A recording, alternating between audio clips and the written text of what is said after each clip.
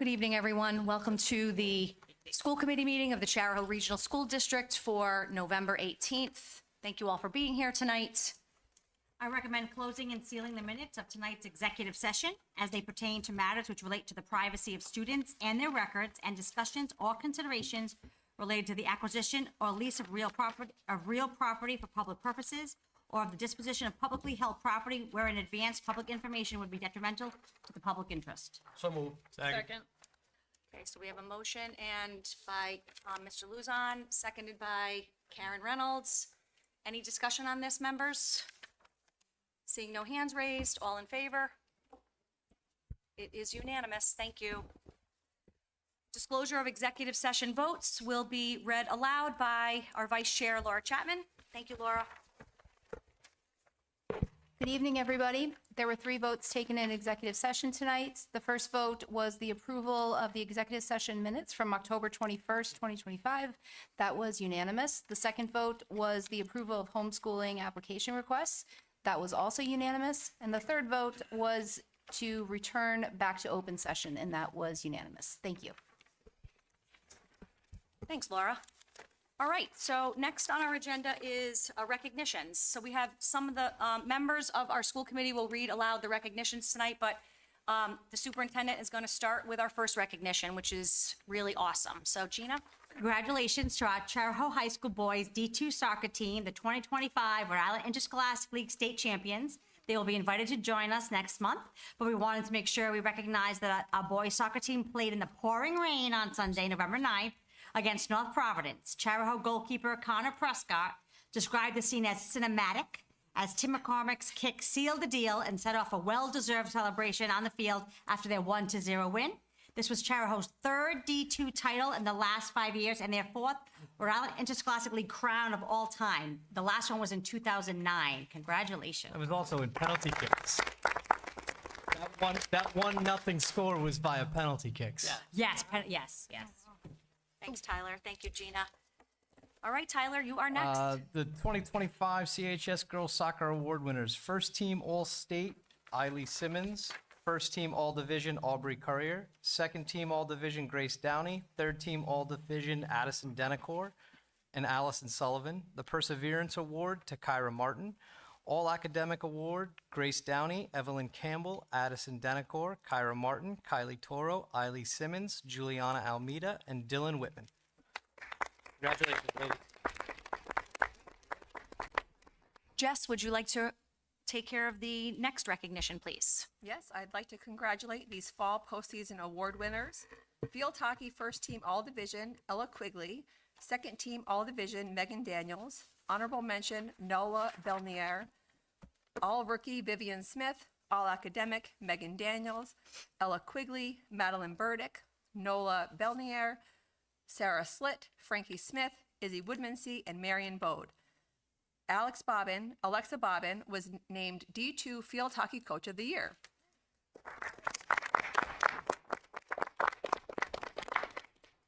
For volleyball, third team all division, Olivia Lowell. All division honorable mention, Abby Tiernan and Lillian Baxter.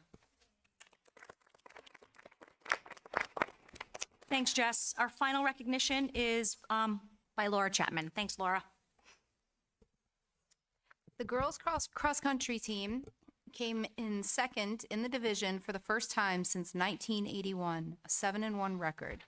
Qualified for the state meet as a team. The Coaches Association Southern All-Division team, first team Meriden Alge, second team Chloe Grissom, Claire Toscano, third team Aaliyah Grant, Grace Steer, and all academic recipients Alexa Austin, Grace Steer, Chloe Grissom, and Kara Link. All class recipients, first team Meriden Alge, Coaches Award went to Alexa Austin, and Charahoe freshman Meriden Alge competed at the New England Championships on Sunday at the Thetford Academy in Vermont. She finished the 3.1-mile course in a time of 21 minutes, 18 seconds, placing her 107th out of 250 competing runners. Congratulations.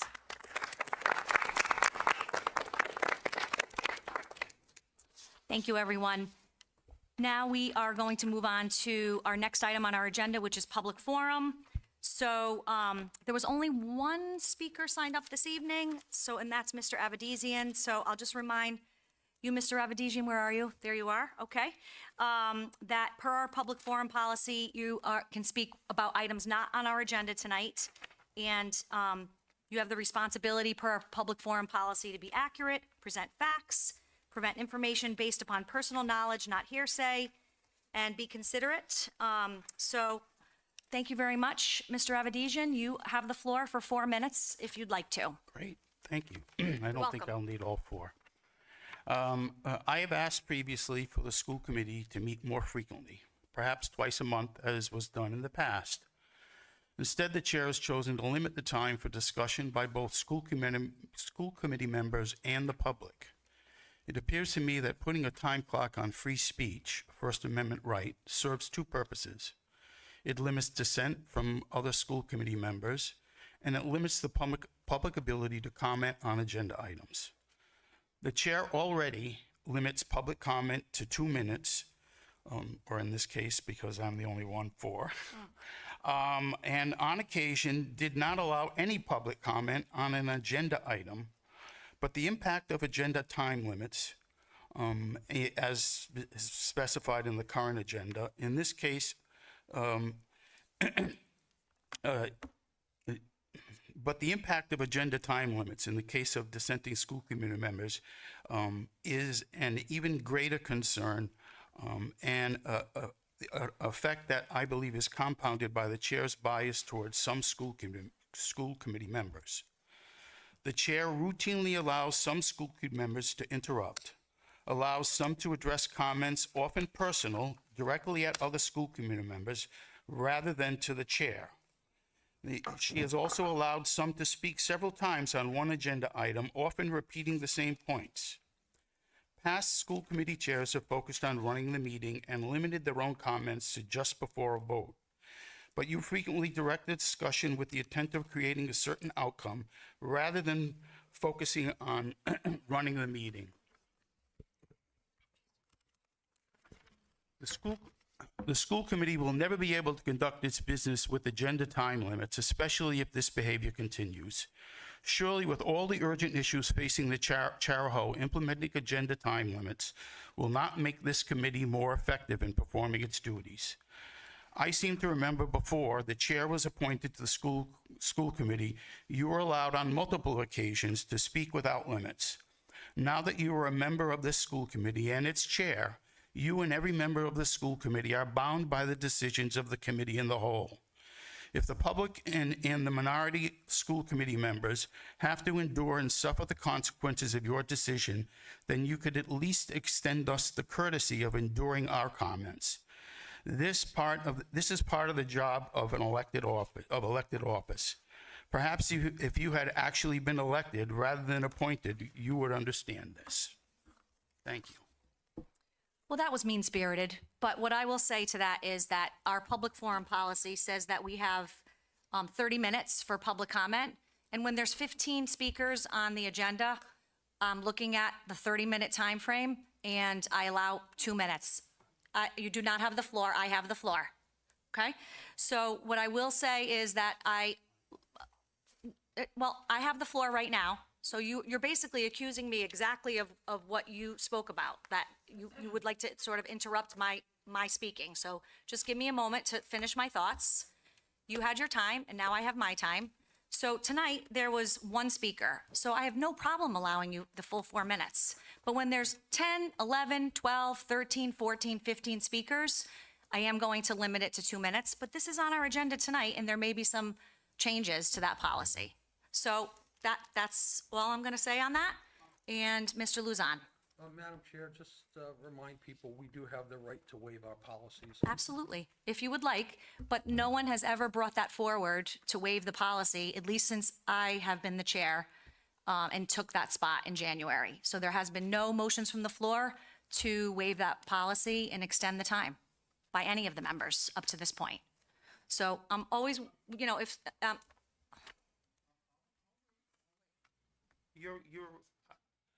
there was more in my statement than just simply public forum. What I'm reading in the agenda that you put out today is there's time limits on each agenda item. I don't think you can conduct the school committee's business under such a limited time frame. So I appreciate- I appreciate your comments on that. And those are for, to keep us all in mind that sometimes we have been here until 11 o'clock or midnight. So are we allowed to go beyond the time limits? Of course. I think you are bringing something to everybody's attention that really isn't a problem right now, but we're trying to be mindful of time management. I mean, I've gotten feedback from the former chair, Ms. Giusti, that I have to be more mindful of time management. So this is an opportunity for us to be more mindful of time management. If we have a discussion tonight on the bond language and it goes beyond 30 minutes, do you think I'm going to limit it to 30 minutes, Mr. Avedisian? I am not. And I think that that's all that needs to be said at this point. Well, I reject that statement, and we're going to act in the best interest of our district. Thank you, and we're going to move on. All right, next item is policy. So discussion and possible revisions of the public forum policy. And this was requested by Laura Chapman, myself, and then I believe Member Purcell had also some suggestions for the public forum policy potential revisions. So I'll turn it over to Laura first. So the purpose, I think, when I initially sent this request out, I had actually assumed that it was going to be moved to the policy subcommittee, but Gina, I'm not sure if that's the correct protocol. Because this is for the school committee purposes only, this is policy that you follow, so you don't have to bring it, because that, the subcommittee for policy is really about the policies that impact students, teachers, and the local business. Anytime a policy is just speaking about school committee, like the rules of conduct would be another example, public forum policy would be an example, your code of ethics is an example of things that would only be discussed for this committee. So you don't have to put that into a policy subcommittee. That comes directly to all of you. Got it. Okay, thank you. And so just to kind of, what my intention behind this was that when I looked over the public policy, the current policy, there's, it's just, it seems a little bit antiquated to me that we, in the age of the internet, I think it's difficult to have a statement that says that we will only present facts when we get up to the microphone, because I believe that that can be a little bit of a contentious thing depending on where you're getting information from. So my real recommendation for that was just to revise some of the wording with all of this so that it's a little bit more broad and allows people to just kind of speak freely and voice their concerns as they see them. Thank you. Thanks. Yes, Linda.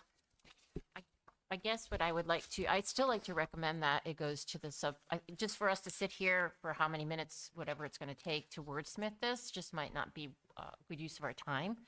I think it would benefit all of us if we actually brought it to the policy subcommittee and created the policy. And I know we don't have to, but I think that might be the best avenue, and then we can bring it back. Does this policy also have to go before legal or no? Everything goes before legal. Okay. So we would come here first, and then it would go to, no, it would go to John first, and then, or our legal first, and then it would come back here for us to review it? You could do, that would be up to you. Oh, John's coming, okay. There we go. But that would just be my recommendation. I think we could spend an hour trying to wordsmith this today at this meeting, so it would probably make more sense in the smaller group. And I agree with Ms. Chapman and Ms. Lyle that probably the best thing to do is to send this to the policy committee. It would be very helpful to the extent that people can mark it up beforehand. The superintendent or Angela can send you a Word document that you can do it. Try to circulate it ahead of time. I will look at them ahead of time. Myself or somebody from my office will be at that meeting and see if we can hammer something out at that meeting. I'm not guaranteeing we can hammer it out in a single meeting. It may take more than one meeting.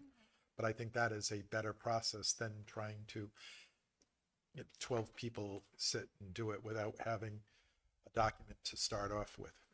Does that make sense? Sure. Yeah. Thank you, John. Thank you very much. Holly, you had your hand raised? With that being said, I'd like to make a motion to send this agenda item to the policy subcommittee. Second. Okay, so we have a motion and a second. Discussion? Mr. Luzon? Are we gonna have a meeting? Because we haven't had one in quite a while. Until, usually when we have a policy ready, we have the meeting, I have not received any changes to any policies or requested any revisions. From our side of the house, like right now, our principals and their teams are in the process. For example, I know Laura Chapman has requested a few things, I think I just got that mid-October. And, well, the homework policy, I haven't received it back yet. So it went to the schools, and there was no major changes that anybody wanted at this time. So now if there's a member that has a change, we would need to have that so that we can go back to the school improvement teams. But I only set up a policy meeting. So if the chair wants one, or if the team wants one, you just have to let the chair know. And then that's how it gets started. But I put it on when I know I need you to review something. I think that's a great opportunity for you all to slice and dice this a little bit more, but I just want to make sure that, I know Jess had specific comments, you were great in marking up and adding some things that you wanted to the policy or be considered for revisions. My only comment on this was, there was someone last month that wanted to speak on something, and he was not allowed to speak because there was some comment about hearsay. So I just put in my suggestions, and I think it's sort of on this notes portion of our agenda that the members have, that my recommendation is we keep the entire first paragraph, but maybe make some edits where it says, each citizen who makes a public statement has the responsibility to, 1, be accurate and present their comments succinctly, and 2, be respectful in their tone when offering remarks. So I think the other things should be eliminated, and that's just my opinion. So I hope that the policy subcommittee would take my suggestions under consideration, and I can certainly put those in writing and make it more formal, if you will, for the policy subcommittee. Thank you. Any other discussion on this? Jess?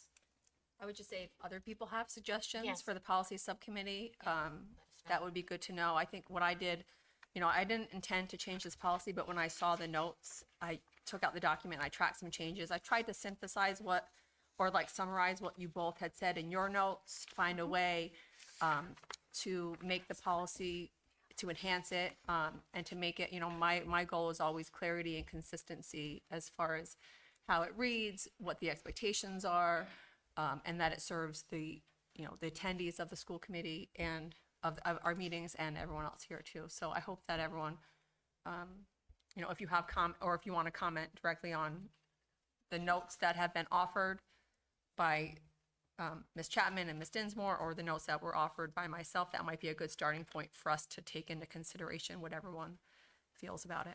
Thank you, Jess. And just for the record, it's never my intention to limit free speech. That is never my intention, and I feel that people come to these meetings at 7 o'clock at night on a weeknight, away from their kids and their families, and you all should be allowed to speak on whatever you want to speak about, as long as you're respectful in your tone. That is just something that I think should be reflected in the revised policy. So we have a motion and a second. All in favor of referring this to the policy subcommittee for revisions? Unanimous. Great, thank you. Oh, Gina, I'm sorry. No, that's okay. I just wanted to, and John's correct. While you don't need to mock up the policy, it does help set up who needs to be there sometimes when we have an understanding of what people are looking at. So when we put something into review at the school improvement team level, as an example, if the school improvement teams don't provide or have no changes that they want made, because they're advisory to the principal, then it stays as is, unless you all have specific suggestions that you want the teams to review. So that's sometimes where I think there may be, and again, I know the policy subcommittee is one of the newer committees, and it's not an easy one, because it involves a lot of legs sometimes. But in the end, the more that, if you can give Angela any suggestions you want the subcommittee to review, it helps us for backup so that everyone comes prepared to the meeting, so that we're not spending more time making more meetings. Just helps us be really efficient. is really what, I think it's, John would call it a best practice. Thank you. John, did you have any other comments? Okay, thank you. All right, moving on to business. Discussion and approval of any revisions to the superintendent evaluation process. Chair, Yes, point of order. yes. I think after the last meeting, we're at a stalemate. Yep, and I do have comments regarding the stalemate. Okay, as long as you're aware. I am. Okay. So thank you, Mr. Luzon, for bringing that to our attention. So on this agenda item, I do have some comments, and I would love your feedback on this. So just to refresh your memories, if you were here last week at our special meeting, we did have a special meeting about a number of topics, but one of the agenda items last week was to discuss and vote on revising the evaluation process for the superintendent. So I have some comments about that, and then we can certainly discuss that at length as a committee, and then I would be happy to recognize anybody from the community. So since our meeting last week of the Charahoe School District, I've had a number of lengthy conversations with the superintendent and our attorney, John Anderson, and I'd just like to share my thoughts on this topic. So our special meeting last week was held to discuss revising the superintendent's evaluation process. Just to recap that agenda item, there was a motion put forward about having the entire school committee serve in developing a rubric to guide our work in evaluating the superintendent. That motion failed by a vote of 4 in favor and 5 against. Then there was a motion put forward to have a subcommittee work on revising the superintendent's evaluation process. That motion also failed by a vote of 4 in favor, 4 against, and there was 1 abstention. There was a third motion put forward to keep the superintendent's evaluation process status quo or the same as it has been. That motion too failed by a vote of 4 in favor and 5 against. It was painfully obvious that our committee was divided on this topic, and there was a stalemate. After the special meeting, I contacted the superintendent and asked if she would be willing to work together with me as the chair, and she obviously as the superintendent, for the two of us to develop a rubric for the evaluation. The superintendent told me that she, quote, loved the idea, unquote.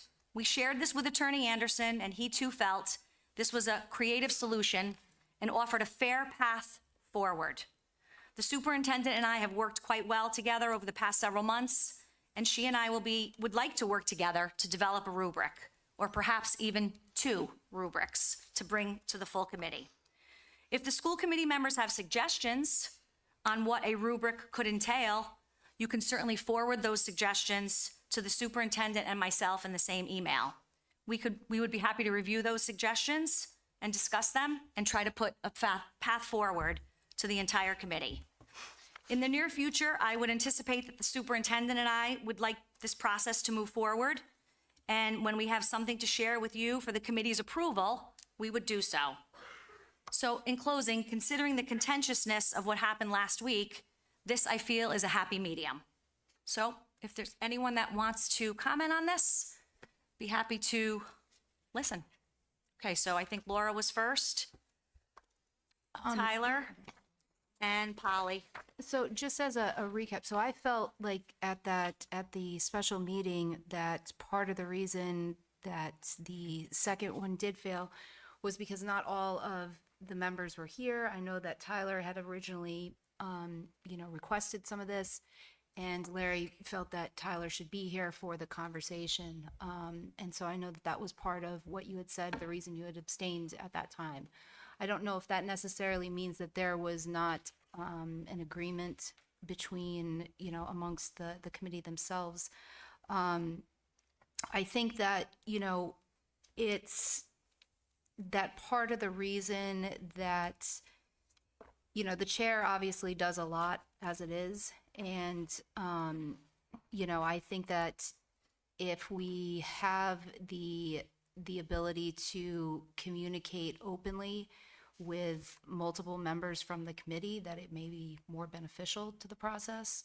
But, those are just my thoughts on how the meeting kind of transpired last week. Okay, Tyler? Yeah, and again, I want to apologize to the members of the committee here and to the members of the public that I was the one who requested this and I was not able to attend prior work commitment. I was out of town traveling for work. I did watch the meeting, spoke with a few members this week regarding the meeting. I do think that the solution that I think that you and the superintendent have come up with is a very good path forward for us. I think that allows the superintendent to drive a lot of this process. I mean, this is, for lack of a better term, Gina, this is your baby, right? So I do think I'm 100% on board with that idea. And Chair, as long as you're willing to take on that work, I do hope that members of this committee will be involved as much as they can be. The only thing I would suggest is instead of just bringing us something for approval, we bring something for discussion and review. That way we have another bite at the apple. Shall we miss something or shall we want to add something? Rather than just having you and the chair develop something and bring it to us and say, here it is, guys, you need to approve it or not. Give us a bite at the apple. I hope that those of us that want to be involved in this process will take the bite at the apple when we get the chance throughout the process. But I'm fully on board with what you suggested here. Thank you. Polly, and then Jess, and then Craig. So much in the same vein that Tyler said, thank you. It's a lot of work. So thank you for taking that up and taking it upon yourself. It's a creative solution. I think you could use some help though, and I will go back to my original thought of having a subcommittee, but maybe just one person from each town. So you have 3 people helping the superintendent. That seems like enough, in my opinion, to get this up and running. And then that way, each of us who represent our town can take in information from the other school committee members that we might find useful towards this endeavor. Okay, thanks for that feedback. So I have Jess, Craig. Any other hands? Laura? Okay, so Jess. Linda. Okay. Oh, Linda after Laura? Yes. Okay. No, Linda before Laura. Okay. She hasn't spoke yet. All right. Second bite. Okay, great. Jess. Just to start, I want to comment on the overall process and framework. I have been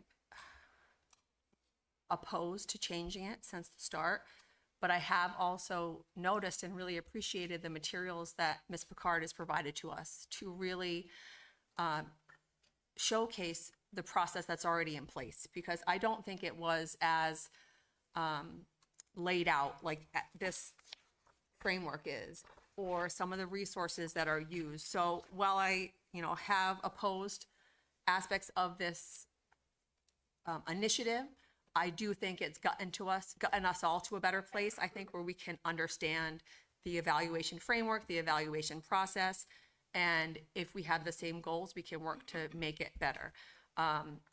If the motion to form a subcommittee failed, I think another path forward would be to add other stakeholders to this rubric development team that are not on the school committee. The majority of the superintendent's job is not just the school committee, it's running the entire district. So I would like to see stakeholders like a school principal, a teacher, another one of the admin staff, someone that really can understand the duties that a superintendent undertakes. I think that would be a very valuable team to have to establish the rubric. Craig. John, with Tyler's proposal, are we going back to the stalemate? No, not necessarily. My hope is that the superintendent and the chair of the school committee will work together and come up with something that they're both comfortable recommending to you. I agree with Mr. Champlin completely, and it was, frankly, while it said approval, that means discussion, amendments, and so forth.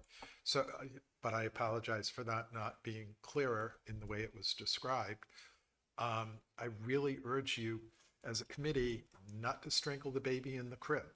Let the process, these two women see if they can come something back. All the rights of the school committee are protected. The school committee has the final word, not this subcommittee, and they can present to you. And I'm optimistic, hope springs eternal, that they will come up with something. But if they don't, Craig, yeah, I suspect there'll be a stalemate again. But let's not cross, as my mother used to say, don't cross bridges until you get to them. So, Chair, I'm all on board for this. I'm not gonna be argumentative, my point is, I'm all on board for it. I would just hope that when you folks come forward, that we're all open eared. That's it. Thank you very much. Yeah, thank you. Linda? My only comment or recommendation or suggestion would be not necessarily have a subcommittee with stakeholders and other people, but as you see fit, the two of you, you could probably ask people for some, like you could, for their expertise. So I'm just thinking off the top of my head. So like you might bring somebody in just to talk with them about, developing rubrics, or I don't know how you're planning to do this, but I think it would just be more clean. I agree. I like this idea. I think it would be cleaner if the two of you worked together and brought in people as needed, like as you need somebody, and whether or not it's someone in the community or someone within the district or someone has a certain expertise or a certain experience. I think that would be a little cleaner, and then you guys can focus on the work and get the job done. And I appreciate this. Thank you. Thank you. Laura? So is it the intention where you would just be creating a rubric? Is that? Because so my thought was with the evaluation process was that, part of a lot of what I hear frequently from up here is that there's a misalignment. And I think that while the superintendent is the liaison for education, the school committee members are essentially the liaison to the public and parents and people that come to them, their constituents essentially. And so I know that some schools, they have an evaluation process that they follow, or a rubric, or however you want to, look at that. They have it for for not only the superintendent, but then they also have an alignment of goals that are for the school committee, so that both of those entities essentially can work together and make sure that they are aligned, because they're taking information from different places. So I guess I just wanted to know if there could be clarification on, is this just to develop a rubric, or is it also to, incorporate that other piece of, where we talk about the alignment? I don't know that we got that far, to be honest with you, but I appreciate the feedback there. So I pitched the idea to the superintendent. I spoke to John. And again, I just to reiterate my comments that, I tried to step up to be a leader to see if we can, come to some sort of a happy medium. I don't know if that's possible sometimes with this full group, but, we're trying to do our best to move forward in a productive way. And I think that the superintendent is, open to working together. And certainly if anybody from our committee had some comments or suggestions as part of those reference materials that the superintendent gave us all as a committee, that you would suggest that we do our best to incorporate those things into an evaluation process, then of course, as your chair and as the superintendent, we will take all of those suggestions and put something forward that hopefully best represents your suggestions. Tyler? Yeah, I think, Laura, you're kind of on the right, in my mind, you're on the right track in the way that I'm thinking about this, right? Gina, we're in the process of getting ready to set what the new strategic vision for the school for the next 3 years, or the strategic plan. We're in it. We're in it, right? So in my mind, right, that drives what your goals are, right? Which should support what's in our evaluation process, in the rubric, right? That's, in my mind, that's an easy way. And part of this for me, Gina, is some of these presentations that we've gotten from you, they're very well done. There's a lot of data that comes at us. And if you can organize it in a way that matches up to a rubric, to sort of grade evaluation and performance in a role, I think that it all comes together right then and there, right? And it's, you have all the data points you need. Section 4, point B is X, Y, and Z. Well, here's how we improved in this area, this area, this area. Here's the metrics. You've completed your evaluate. You're doing this anyway, most likely. It's just putting it in a legible, easy format for all of us to digest and to use, right? To going forward. So Laura, I think you're on the right track. I think this all is tied together at the end of the day, and how we do it. So that's. So Tyler, just so I can get some clarification, so pair up the strategic plan with the rubric so that, Not necessarily pair it up, Louise. I don't think, because then I think you're guiding your development of your scoring metrics to something that's relatively short term, right? We do the strategic vision, strategic plan every 3 years. Well, and or it's 3 to guided by the 5. state, so, And it's right, guided- so right. that's what I've said. My role is legislated, the superintendent's role is legislated, so Right. it comes with parameters. Right. Just like the school committee role is Right. legislated, your constituents are the kids, and it's Right. very clearly So stated I that. don't necessarily think you marry the rubric directly to that, Louise, because then I feel like you're pigeonholing yourself. I think I have all the faith in the world in the superintendent helping in this process. I think it's important that she drives it or is in part of the driver's seat here. You guys are co-pilots, I guess, in this. And I think I expect good things to come out of it, to be honest with you. So that's pretty much all I have to say. okay, thank you. Does anyone from the community would like to speak on this? Okay, so can I entertain a motion for the superintendent and Jess? There are a couple more things I wanted to say. Okay. You've spoken twice on this, but sure, why not? I did not. I think I spoke once. Okay, okay, I had your name down twice. Sorry about that. Go ahead, Jess. Yeah, I'm pretty sure I just spoke once. Okay, so I would like some feedback about my thought about having other stakeholders on the team, or what Linda said as far as having maybe a couple contacts that can review and offer feedback. I don't think that the superintendent job is just for the school committee. I know that we evaluate, and I think to talk about what is in the rubric, it should be starting where we are, starting with the framework that we have. And then I do want to bring up something that I brought up another time as well. I think the first time we discussed this in June or July, which is that one of the changes I'd like to see in the process is that I think the superintendent's contract should have a note at the bottom that, kind of like a policy, that says when it was revised. I think that her superintendent contract should have that context in it, the history and context that shows when the contract was first started and each year it was renewed, not renewed, what the votes were. I think that level of transparency would be important. I think this is potentially beyond the scope of this agenda item. If you have any of those suggestions, maybe you can Well, it says put an agenda item forward for that. approval of any revisions to the superintendent evaluation process. But the contract is I think that would be a different agenda item. John, can you give me? I agree. I think I know what you want. Yeah.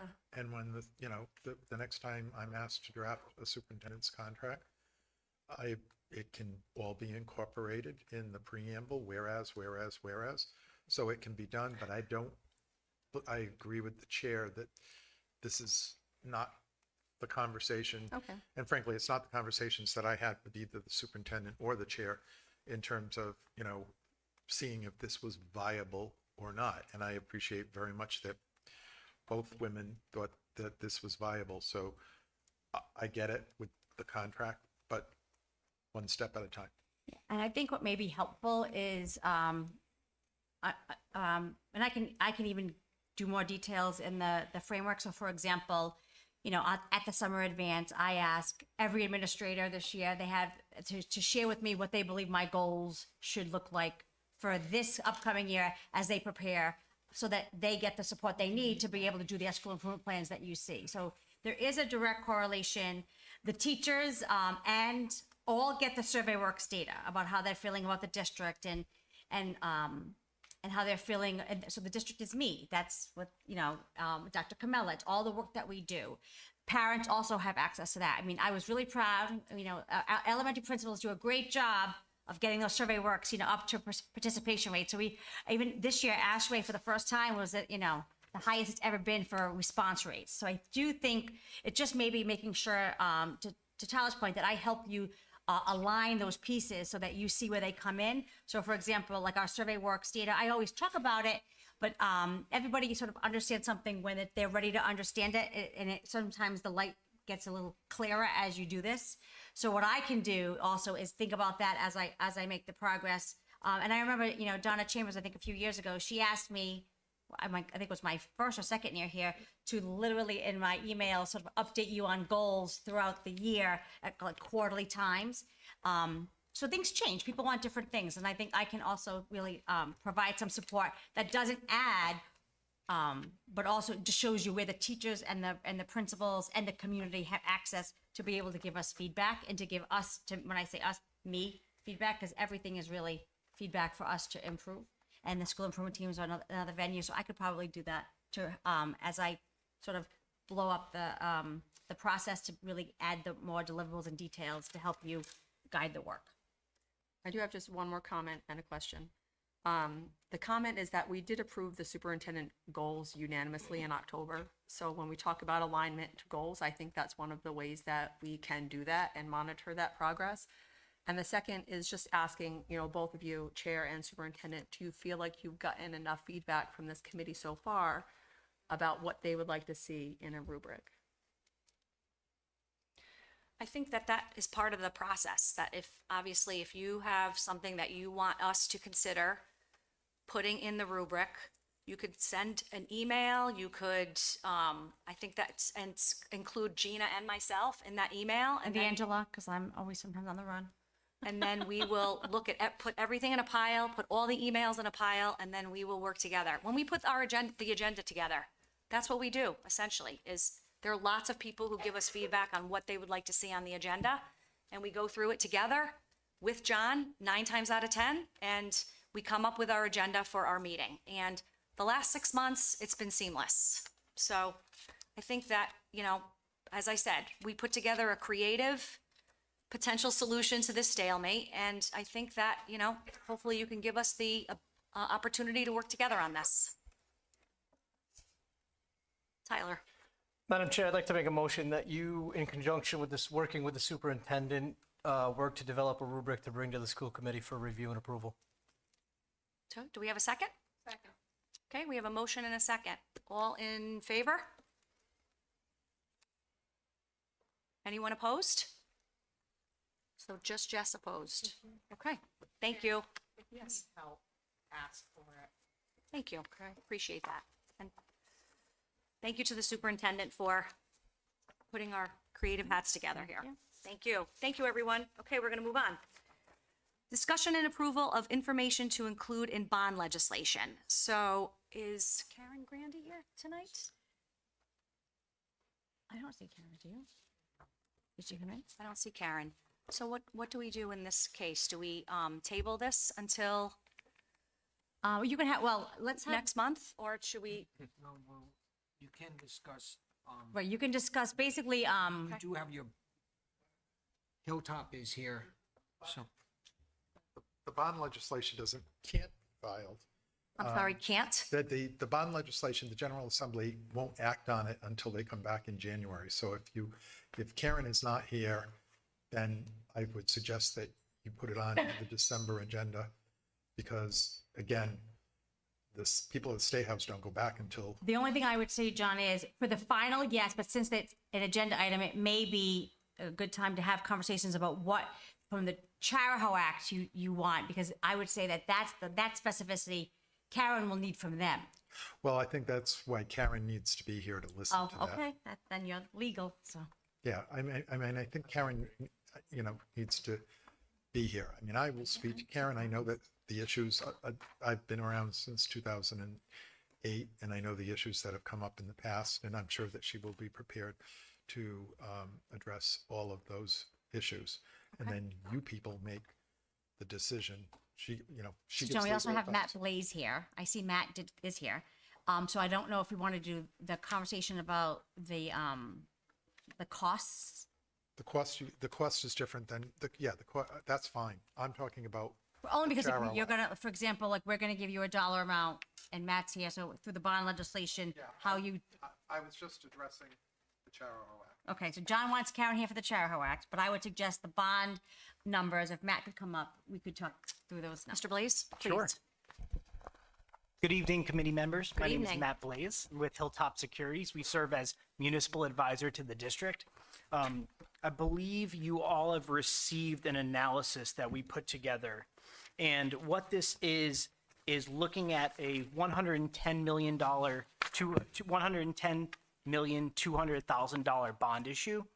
And you'll see we're currently looking at it for 30-year amortization. It is relatively conservative from an interest rate standpoint. It's looking at a 5% interest rate right now. It's sized to level payments in each year. And it comes out to, if you look at it from a gross basis on a $110 million bond issue, it comes out to around $215 million. Now, the state has certain incentives through the Rhode Island Department of Education, I think you're probably aware of, where they provide a reimbursement on those debt service costs. The base reimbursement for the district is 61%. Believe it's been at around 61% for the last few fiscal years. It's projected to still be 61% going through fiscal year 2026. And if you look at it from that basis, that net debt service amount, after factoring in the reimbursement, it translates to around a $2.8 million payment per year, essentially 39 cents on the dollar, right? That's compared to a 7.16 million that it is on a gross debt service basis. All of the eligible school projects that are approved by the Rhode Island Department of Education are eligible for these reimbursements. On a total basis, it's $83.8 million total debt service. Essentially equates to less than what you would actually borrow for a bond issue too. Now, if you look at it from a maximum reimbursement standpoint, there's a possibility to receive up and above that 61% reimbursement. We looked at 65% here as well. That equates to around $2.5 million in debt service per year over the 30-year period. And on a total debt service basis, it's $75.2 million. Again, it is relatively conservative interest rate assumptions that we're looking at right now based on what we're seeing in the market. We're going to continue to monitor that. We won't know exactly where those rates come out until the bonds actually price, which means, following the legislative approval by the General Assembly, following the referendum, assuming that it moves forward from there. At that point, we would start working on the process. The bonds would be issued through the Rhode Island Health and Educational Building Corporation.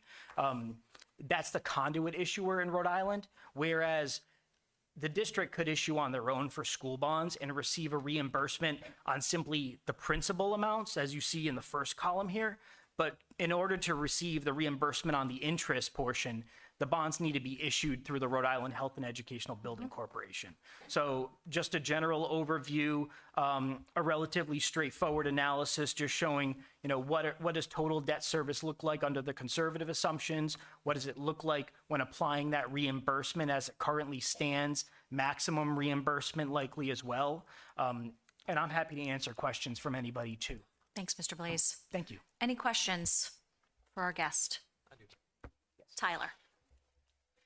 That interest rate that you're looking at right now, that's current rate that you're seeing in the market for, I'm assuming that's based off the state of Rhode Island's credit rating? No, actually, it is, I would say it's more conservative than that too. On a tax exempt basis right now, as of today, we would look at a 30-year bond rate. It's a scale. So it's a 30-year scale. There's a different rate for every single year that of that 30-year scale. In the 10-year right now, it's a 2.75. The 20 years a 3.85. The 30-year maximum's at a 4.14%. Typically how it's priced is there's a spread that's applied to that based on the credit factor of the district. The district has a very strong credit rating. It's a AA3. So we would, if you were issuing bonds today, I would say that that rate would be lower than the 5%. But just for a conservative assumption, being able to keep everything relative and give a little bit of sensitivity to rates too, because we don't know what will happen by the time the district hypothetically would actually issue the bonds. That's why we're assuming the higher rate here. But all else being equal, it would be a lower rate. For example, the district closed on bonds on July 30th of this year, $7.5 million in bonds. That rate was only a 10-year bond issue. So it's a different amortization as a lower rate. But just for comparative purposes, that was around a 3.4% for a weighted interest rate over the life of the bonds. Tyler, follow-up? Yeah, I don't know if anyone else has any questions. What is the timing? Gina, let's say we get through the bond legislation, we get through the referendum, everything goes through. What's the timing on issuance here? I don't know if that's you. Oh, that's Matt. That's Matt. All right. No, I'm happy to comment on that as well. So the issuance process through RIBEC, it is a longer process than if the district was to issue on its own, right? Or if a city or town was to issue on their own outside of the conduit issuer. And that's because it requires board approval at the RIBEC level, at the corporation level. They meet once a month. There's a preliminary approval meeting, so that would be 1 month. And then there's a final approval meeting too. So it gets 2 passages at the board level at RIBEC. I would say it's probably around a 10-week process by the time it's all said and done. It includes going back out to the rating agencies and having the rating reevaluated. There's other due diligence that goes along with it too. A marketing period for the bonds where an offering document goes out to investors. That's probably out there for around 2-week period too. Some of that can happen in tandem with going through the board process once preliminary approval is achieved. But I would say, from a safe standpoint, let's say 10 to 12 weeks. So almost 3 months from a Right. start to finish. So we're looking like early 27. Does that timeline make sense? Yeah, yes. Early So 27? basically, because we also have to establish the building committee, because remember, Sure. it'll be the building committee that spends those dollars. Yeah. And then has to hire the architect, the OPM, et cetera. Okay. Right, because you typically want the OPM to be able to chart out all the cash flows first to make sure that it all lines up with the needs of when you'll actually need those funds. So we work with them as well. Jess, did you have your hand raised? Okay. So, Mr. Blaze, question for you. There's been a number of school building projects happening in Rhode Island. So in this sheet that you gave us, you sort of guesstimated or put on here 5% interest. Do you have any feedback on some of the other building projects that have been taking place in Rhode Island over the last couple of years and what kind of percentage that they've received for their projects? Yes, excuse me. Yes. It really depends on market timing, right? Okay. Because if you have another municipality that would be pricing, say, 6 months ago, it could be different than if they were pricing today, right? Just because of the fluctuation in rates. Now, with that being said, let's assume, we've seen other AA rated categories that have entered the market. And I would say they've been in an equal length of time to, let's say, maybe 28 to 30 year final maturity. Those have been in the range of 4.3%, 4.2%. So again, just taking it with some sensitivity, that's why we're using the 5% here as well. Just want to make sure that we stay realistic just in case something happens in the market. It's been obviously a bit volatile, I think, from a federal standpoint too. That can have a difference in rates on a day-to-day basis almost these days. But they haven't raised above this 5% level based on your credit rating, at least in recent months and honestly in the last year or so.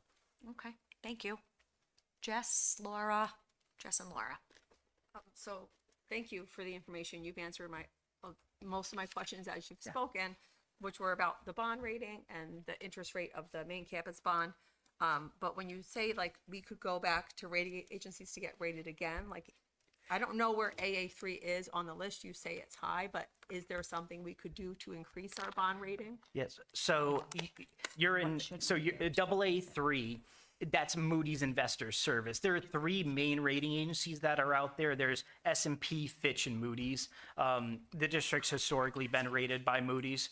And a AA3, the upside from there, it goes from a AA2 to a AA1, and then, which is one notch off of the highest rating that can be achieved in the market. Certainly investment grade, high investment grade, it would be considered too. For every bond issue that's offered to the public, any issuer will go through that evaluation with the rating agency, because you will get a bond. There's almost two ratings that are tied to it. There's a bond rating. So they'll rate, okay, your 2027 Series A bond. Okay, we're going to keep the rating of AA3 because there haven't been any changes, hypothetically speaking, right? They'll also affirm an underlying rating too, and they'll do it at the same level. So they'll say, okay, well, you already carry a rating from Moody's. We will affirm that AA3, but we're also assigning these bonds a AA3 so investors know where it stands from a credit rating spectrum. So that's the general process there, how it works with the rating agencies. Thank you. Did you have something that you? Yep. Laura, and then Mr. Zenyan. Yep. Go ahead, Laura. So just to clarify, theoretically, what you're saying is that if the bond rating comes in lower than this 5%, then basically if we went with the 65% reimbursement, the payment would be lower, correct? Correct. The interest cost would be lower, exactly. And then when you say that that these type of bonds are scalable in the sense where you go from 10 to 20 to 30, and then you kind of do like a mixed rate, is there, knowing how long the project is going to take, and I don't know enough about, public bonding and how this whole municipality thing works, but in knowing how long it's going to take to build such a large school, do you guys do anything where you possibly break it up so that you can get the lower bond rate and then kind of segment it? That's a great question. You see that among a lot of these larger bond issues that you've seen in Rhode Island with the public school push over the last 5+ years is, okay, you have a very large bond issue. Sometimes they break it into two different bond issues. And so there's a lower, say, taxpayer impact on the smaller bond issue in those early years until substantial completion of the project. And maybe at that point you'd issue for the second series of bonds to be able to complete the project. So you see that very often.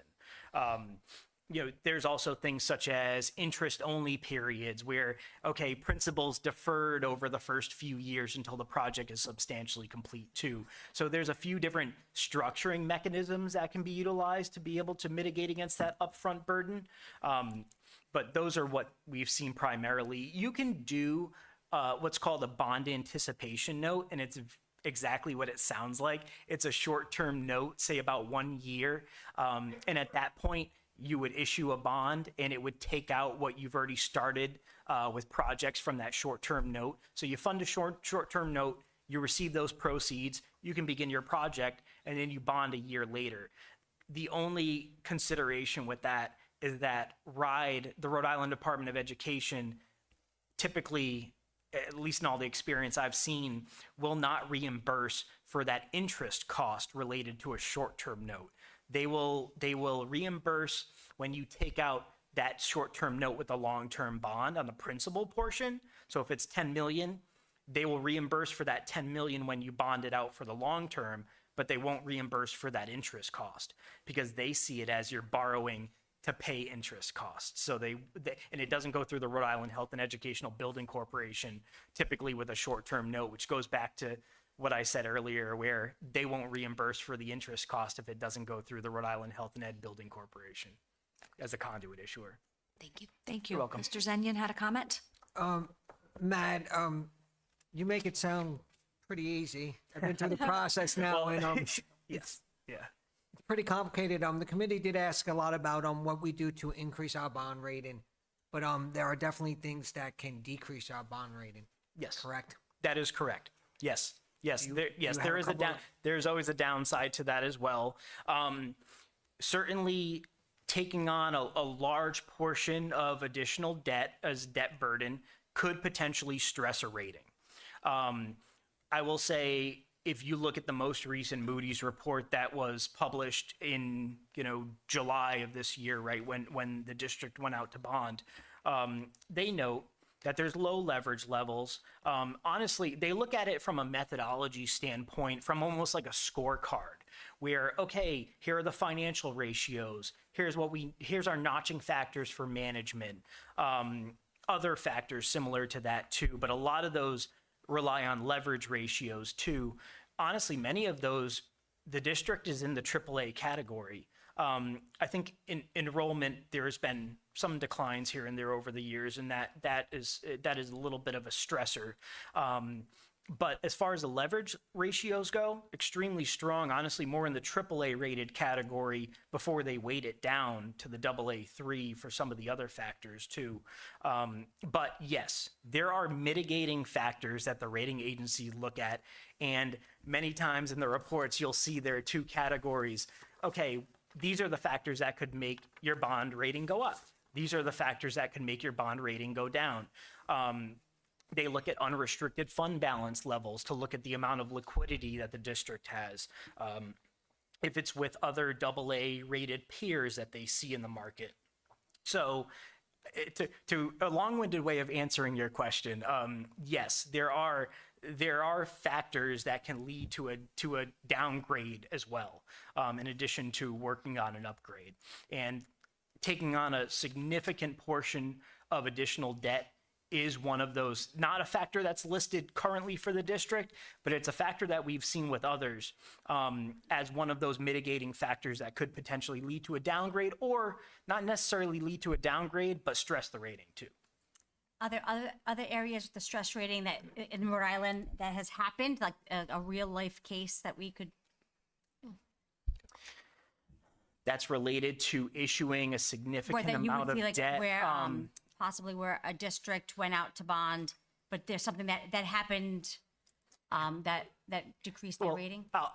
I'll be honest, on the school side, it's not as common, but the reason for that is because when we talk to the rating agencies, we really stress the fact that this is not like other states in which they don't receive a reimbursement on their debt service.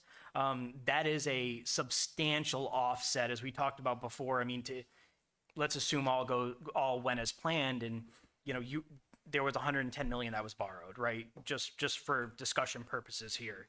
The repayment $75 million if it was 65%, which is significantly lower than if it was a full debt burden, maybe borrowed in another state where they don't offer a reimbursement. That would be $215 million. It's just much different when they run it through the ratio analyses, right? Not to say that we don't see very large school projects out there where prior to borrowing, they said, well, your leverage levels are within what we see with our peers. We don't see them as stressed. And then they borrow, or then they give their intent to borrow, and there's an evaluation meeting with the rating agencies, and they say, well, okay, this could potentially stress the rating because we're starting to run this through our model, and you're showing increased leverage levels, right? You're borrowing more than you've borrowed in the past. There's been significant increases, or let's say decreases in unrestricted fund balance too. So it's maybe a combination of two different things, or sometimes it's not even just debt that we're talking about either. It's pension and OPEB, because there are several municipalities that have large unfunded pension liabilities too. So that plays a factor in not only debt, but debt and contingent liabilities when they view it as a whole, as far as what their burden is just outside of the debt too. So you see it with several factors. I'm trying to think if there's been a distinct issue that I can think of where, okay, a municipality, district, other has borrowed and it's immediately resulted in a downgrade. I haven't seen that often because municipalities try to avoid that, right? If they're over leveraging, then it can be an indication of, well, maybe we need to reevaluate our debt plans too. But if there is a downgrade, it's usually in tandem with other factors that are occurring at the same point in time. Just, yeah. Thank you. Thank you. Can I, You're welcome. Did, Mr. Zennian, yes. the, I know that when we went through the process, in April, May, and June, I had to do multiple, phone conferences Yes. where, the questions were pretty intense and there were many, and, there were staffing questions. They Staffing questions, you Yes, said? like Yeah. they repeatedly asked me about our superintendent. How long Yes. has our superintendent been there? Does our superintendent have a current contract? Yes. They never asked me if the superintendent's contract was renewed. But if they did, would that have impacted our bond rating? Would it directly impact your bond rating? It could potentially have an impact on how they view management. Well, I mentioned, some of the factors that the rating agency looks at. They like to see consistency. They like to see, cohesiveness, I think, among the full district. So, it is potentially something that they could evaluate. Again, it's difficult to put it in a financial metric, right? It's difficult to actually say, a ratio based on that, but it could play into how they evaluate it from a management standpoint. Okay, well, we typically would have reviewed this as very strong, but maybe with certain factors, we don't view it quite as strong as we did before. Therefore, instead of seeing it at a higher level, we put it in the mid category instead, something along those lines. Could it have an impact? Yes, it could. It would be a consideration because, as you pointed out, it's questions that come up, right? Whether it be through the rating agency process, or it could even be during the due diligence process, because I'm sure you remember that. Yeah, I'm sure you remember that as well. The due diligence questions that get asked to you and to other issuers from the underwriter, from the investment bank that markets the bonds, to make sure that they're doing their job on behalf of investors and to certify that they have all the information on the district if they're going to be selling bonds to the public market. So, yes. Yes, to answer your question. Jess? So just to touch upon something that you brought up and to kind of bring it into a little more street terms or Yes. general terms, talking about how RIDE gives us the reimbursement or is alongside this bond with us. So it's almost like they're co-signing the loan and improving our credit score is sort of how I'm understanding it, just to help folks understand a little better. Yes. And I'm also curious what their bond rating is, if it's an AA 1 or 2 or. The state of Rhode Island's in the AA category too. So the Rhode Island Department of Education has a solid track record. This comes up from time to time on rating calls and during different evaluations where it's, well, what happens if the state of Rhode Island doesn't include it in their budget where you're going to get your reimbursement? What happens if there's a financially stressed time at the state level, right? I'd say in my entire experience and from everything I've done as far as research looking back, there's never been an instance where the state has not lived up to including that reimbursement in the budget. There would be many municipalities, I think, in that case, particularly some of the higher reimbursement municipalities, where they would be more than stressed, to put it lightly, right? It would significantly change their debt burden. So there's a very good track record at the state. They've always they've always done their reimbursement, but also, the question comes up a lot, well, can the reimbursement change? You're at 61%. Is there a possibility that 5 years from now, it goes down to a 50%? But once the Rhode Island Department of Education approves the stage 2 approval, their approval of the project, essentially, that reimbursement rate is locked in for the life of the bonds too. So it would be 61% relied upon for the life of the bonds. Thinking if there's anything else with the mechanism to include. reimbursements available upon substantial project completion too. That's why we were talking about structuring and about potentially deferring principal payments as well, particularly with large projects that may take a little bit more time to get complete. I think every single meaningful project's been completed, though. I think there's also a very good track record amongst the municipalities and districts in Rhode Island. Once they borrow the debt, they're going to use it for the intended purpose, and they can only use it for the intended purpose. And a lot of that is just because the way that the Rhode Island Health and Ed Building Corporation works too. All of those funds, they do not go into a district general fund. You know, they don't just get mixed with other funds of the district or any other municipality. They go with a third-party trustee. And so in order for the district to even access their current funds that they may have, they have to reach out to Rybec. They have to submit invoices for the disbursement. The trustee will pay those invoices directly. So it's not even the district making the payments or having direct access to those funds. There is a high level of monitoring, and it needs to be scrutinized to a certain degree because these are tax exempt bond proceeds, and there's only certain purposes that you can fund with tax exempt bond proceeds. That's why they're advantageous from a rate standpoint too. Thank you for that context. Thanks, Mr. Blaze. We appreciate your intelligence on this. You are so knowledgeable, and we were schooled tonight in bonds, and so thank you so much. It's my bonds 101. Yes. Is there anything else for Mr. Blaze? Thank you so much. Oh, I'm sorry, I didn't see your hand. Back in 2010, Yes. during the Obama administration. Craig, just lean into your mic. Yeah, we can't hear you. Back in 2010, during the Obama administration, we got some, I forgot the name of them, but 0.5% rates. Now, is there anything in the horizon? Anything? There was a period of extremely low rates following the financial crisis. You may also be referring to federally subsidized bonds that were offered, such as there were a few different programs like the Build America Bond Program, qualified school construction bonds. That's a very popular one where the federal government was offering a significant reimbursement.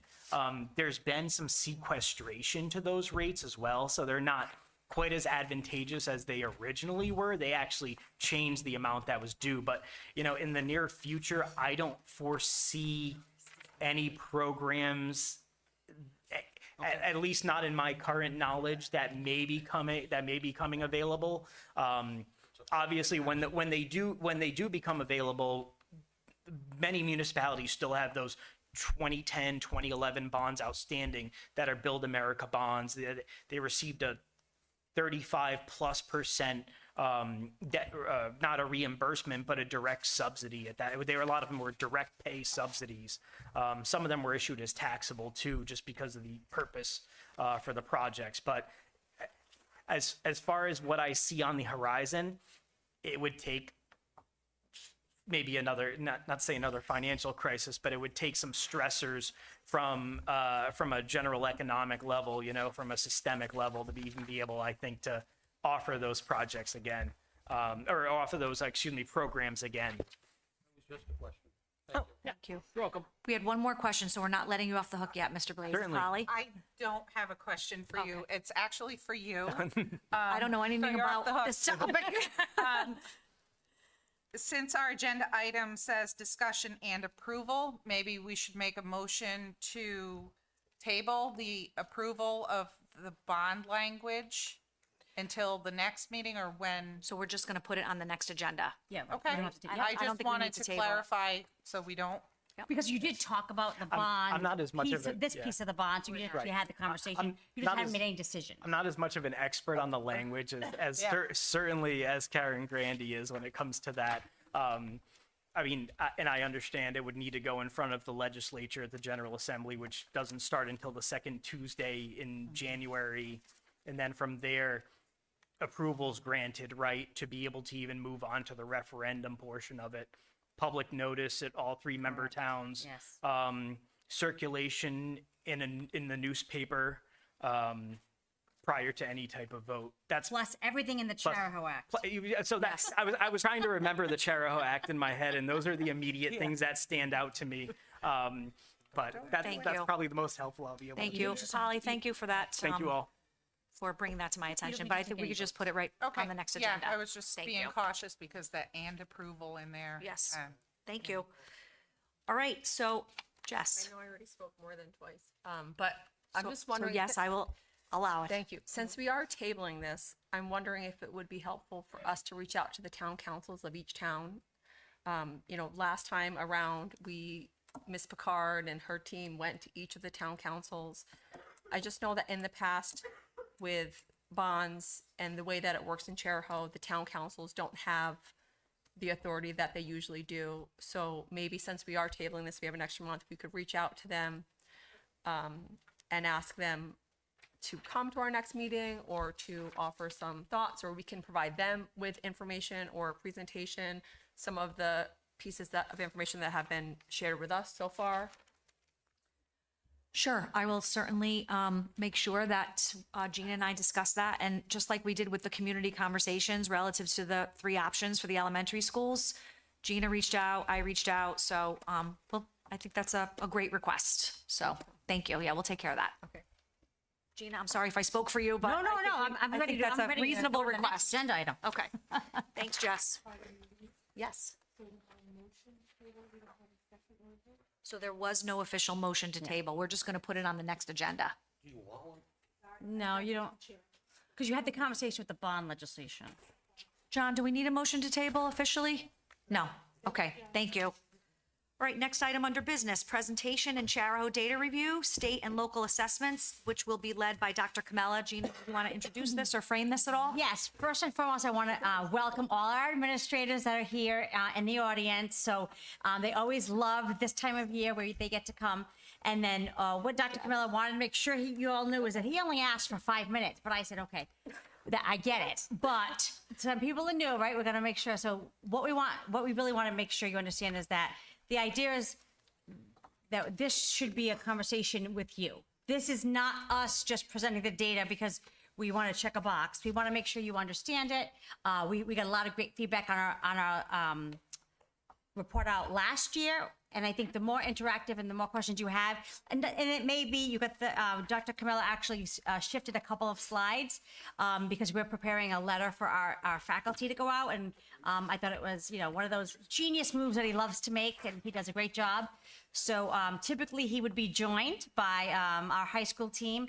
However, Jerry Auth has asked to really make sure that he doesn't show Mike up, that just Mike take the lead. So we're going to honor Jerry's request and make sure that we don't put anyone to shame. But Dr. Camilla thinks he can do it, Jerry. So, but thank you for your willingness if we need you. And everyone that's here is happy if you have a question about any school, they're always happy to get as detailed as you need us to get. Thanks, Dr. Kamala, and thank you for the team for being here. Good evening, Madam Chair, members of the school committee, and members of the public. I'm pleased to present our annual review of student assessment data for the 24-25 school year. Our focus today will be on the grades 3 through 12 data, specifically from RICAS, PSAT, and SAT assessments. And just there's always some confusion about RICAS. So RICAS stands for the Rhode Island Comprehensive Assessment System, which is inclusive of all of the data you see tonight, but we've come to identify RICAS as really like the 3 to 8 for math and ELA. So kind of like a dual name for that. So tonight our objectives are to review our vision of a graduate. I'll go through the data for all of our assessments that were just released about a month ago. And then we'll talk through our strategic plan and school improvement action steps. And then I'll entertain any questions. So these are just the key terms. As I mentioned, it can get a little confusing. So those are there. They were in the packet prior. But I'll just, they're just there. You can review back as we go through. So our vision of a graduate. So last year we introduced this as our ending point. So our high school, we know that all of our students in K-12 go through all of our schools, and they end up here on campus through the high school. So it's really important for us that we consider every educator, every administrator, every support staff, that they have an impact on all of our students as they move through the K-12 system. And so you can see we have a 95.7% graduation rate. That's up about 1.5% from last year. Charahoe continues to rank highly in ELA, 13th in ELA in the state, or the high school rather, and 8th in math and science. So we've got a bump. And then the high school is ranked number 10 in Rhode Island, according to U.S. News and World Report. So once again, this is important for us because it's not that kids are achieving only once they get to the high school. They're showing success throughout. And we know that a successful graduation rate indicates a successful district. We also have a very impactful graduation. We have 24 credits that our students have to earn, which is above the state requirement. So we'll give you a high-level data review, first covering math, ELA, and science in grades 3 through 8, and science in grades 5, 8, and 11. So you can see that we compare very favorably to the state. In fact, we've increased in ELA, had a slight dip this year in math, and increased substantially in science. And we've continued to show strongly in those areas. And also including, you can see our participation rates. Participation rates are important because they're also part of the accountability rating that we'll go through in a few slides. SAT overview, another indicator for the high school. So you can see, again, we compare favorably to the state. So our proficiency in ELA continues to increase. And as we celebrated back in the spring when we received our math data, we had over a 9.5% increase in SAT math. So we were very proud of that. You know, the high school has done a tremendous amount of work in the short term to get those achievement rates up.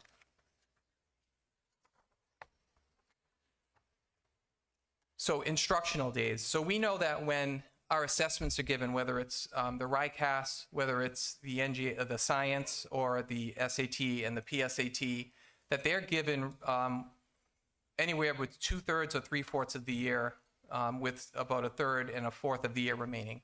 And we know that not all students have been exposed to all of the content. So we think that's important because you can see here our end of the year data in math last year, almost 70% met or exceeded the standard, and that's according to our internal progress monitoring data, our screening data. And then also our early literacy data, which is in grades K to 1, 82% of our students met or exceeded. That's up about 3 percentage points from last year as well. And in ELA in grades 2 through 8, about 80% of our students met or exceeded the standard.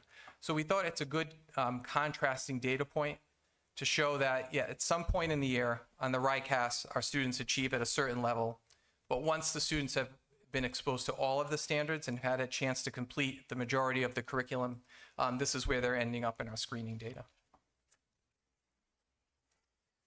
Attendance is a big focus for the state and for us as well. So we continually talk about students and the importance of them attending every day. We identify chronic absenteeism as missing 10% of the school year, or 18 days. And 18 days may not seem like enough, a lot rather, but if you think about it, a student could be missing 2 days of school a month, and that has a significant impact on their learning.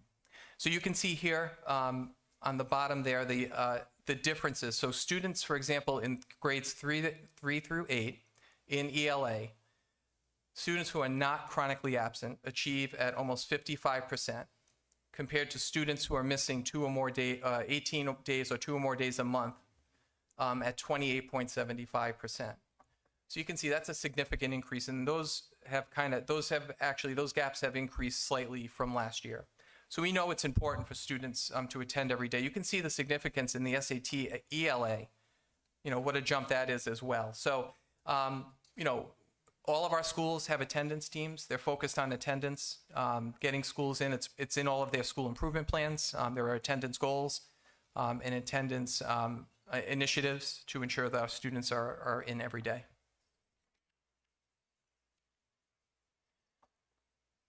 We were asked this year to talk about student growth and why it's important. So I'd like to spend a little bit of time here. So when we talk about growth measure, we're not just talking about benchmarks. We're not talking about how students achieve or what like benchmark. Are they meeting? Are they exceeding? Are they almost there? We're talking about how much students grow. Okay, so that's over a two-year period when we look at RICAS data. And we always need a minimum of 2 data points to assess that. So what's really important about that is, let's just focus here. So it's about acceleration, right? So when we focus on growth, what we're really trying to do is to move students at a faster rate. So the 2 types of growth we talk about in the upper right-hand corner are typical growth and stretch growth. Think of typical growth, how a student would just move from year to year, right? So if they're in 5th grade, the next year they go to 6th, and if they're on standard and they're meeting typical growth, then as they progress through their grade levels, they're gonna continue to meet the standard. But if we have students that are below the standard in a particular grade level, what we strive for is stretch growth. So that means that that's the acceleration piece. What we're trying to do is to move students faster. So over a 2 to 3 year period, we can get those students back on track and on grade level, okay? And that's a major focus of our multi-tiered systems of support initiative that we've been engaged in for the last 3 years. So just wanted to spend a little bit of time on that. And in our measures, when we talk about like growth, so in the bottom right-hand corner is one of the growth indicators from RICAS. So I believe it's from Richmond. So this is, you can see there's the blue, says 56.5%. That's in the high growth range. So that means that 56.5% of our students, and I believe this was in ELA, are moving at a high growth. So we're actually closing any gaps those students have. The 70, the average growth percentile, is a high indicator. So if you think 50% is really an average growth percentile, but our students are actually achieving at the 70 or showing growth at the 70th percentile. So in this particular area, for grades 3 and 4, we can see that we're closing that gap. Okay. And I'll take questions along the way too, because I know this is a new slide for us this year. We're spending more time trying to explain why growth is so important for us. The other piece of that too is that as we continue to move students into the high growth area, that also raises their achievement level. So we may not see that in year 1 or year 2, but we'll see it in years 2, 3, and 4 as we continue to do that. School highlights, this is the first year we've been able to present our data, and we've had the accountability ratings released by RIDE.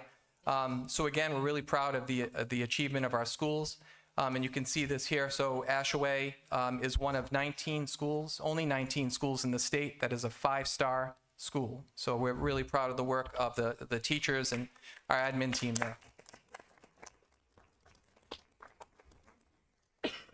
And you can see the ratings for the rest. So Charlestown, Richmond continue to show strong with 4-star, the middle school 3, our high school at 4. And our CALA, our alternative school, is a 1-star, but we've known as when they report out every spring, the students there are actually, we're looking at alternative measures and working with the RIDE team on that.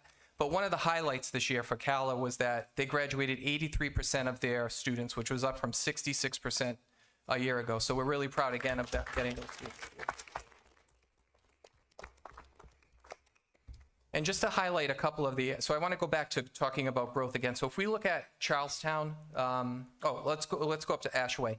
So Ashaway this year, 86% of their students showed typical or high growth in mathematics. Again, which is one of the reasons why they continue to show strong in math. Same thing for Charlestown Elementary. 92% of their students with disabilities show typical or high growth in ELA. So that means that there are students who are on level, but there are also students who may be below level who are falling into that high growth area. So it'll take time. It doesn't happen overnight, but over a 2 to 3 year period, those students will start to approach meeting or even exceeding expectations. And the same thing at Richmond Elementary. So when you look at Richmond Elementary, 83% of those students show typical or high growth for ELA, and that was for our economically disadvantaged students. So you can see for our underserved populations, the students who need some of the most strategic help, those are the students that are actually growing the fastest for us. So we're proud of that work. And just to take a little more time to explain the school accountability rating. So when you see the star rating, RIDE assesses schools based on not their highest ranking, but actually their lowest.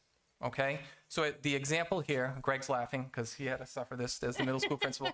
So you can see this here. So the school quality and student success, you can see the middle school actually scores at 5 stars. Another area for 5-star rating for them is their low-performing groups. They do not have any low-performing groups in the school. In fact, this is the first year in several years where none of our schools outside of CALA, just because they serve a very high-need population, have any underserved populations. So again, another strength in that area. However, where the middle school continues to grow, they are an achievement and growth, they're 3 stars, which accounts for their 3-star rating. Okay, so I think that's, a lot of the public is not aware of that. So how the schools get their ratings and why it's so hard to get to a 5-star is that you're actually rated in the area where you need, shaking your head, Ms. Yes, you have the most support. So I always like to say, think of it like this. You have a rubric and you are exceeding and you get a 4 in every category. It's a 4 is the highest, but you have one area to grow. Now, I'm a coach at heart. So for me, feedback is like really important. But imagine saying, well, now because I gave you 1, 2, we're going to score you a 2. So this is where, you know, sometimes my middle school teachers need some love because this is a hard to swallow. But in the end, you know, the work that our teachers are doing every day with our kiddos, you know, we're super proud because we know that when I first got here, we were being identified for ATSI and TSI in subgroups. So, you know, it was hitting us knowing that every year, what I'm really proud of is with the MTSS framework, we're really digging very, very deep into root cause analysis to ensure that we're meeting our kids where they are and where they need to be so that we can grow. But that takes time and grace. But our teachers they're the best. We're very lucky here. I'm very proud.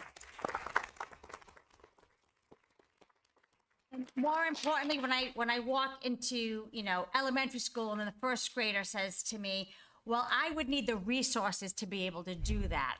I'm really proud because and these are students that their vocabulary and their abilities is great. So I think what I want people to take away is he's not done yet, but is that this is important data, but it's a piece of information.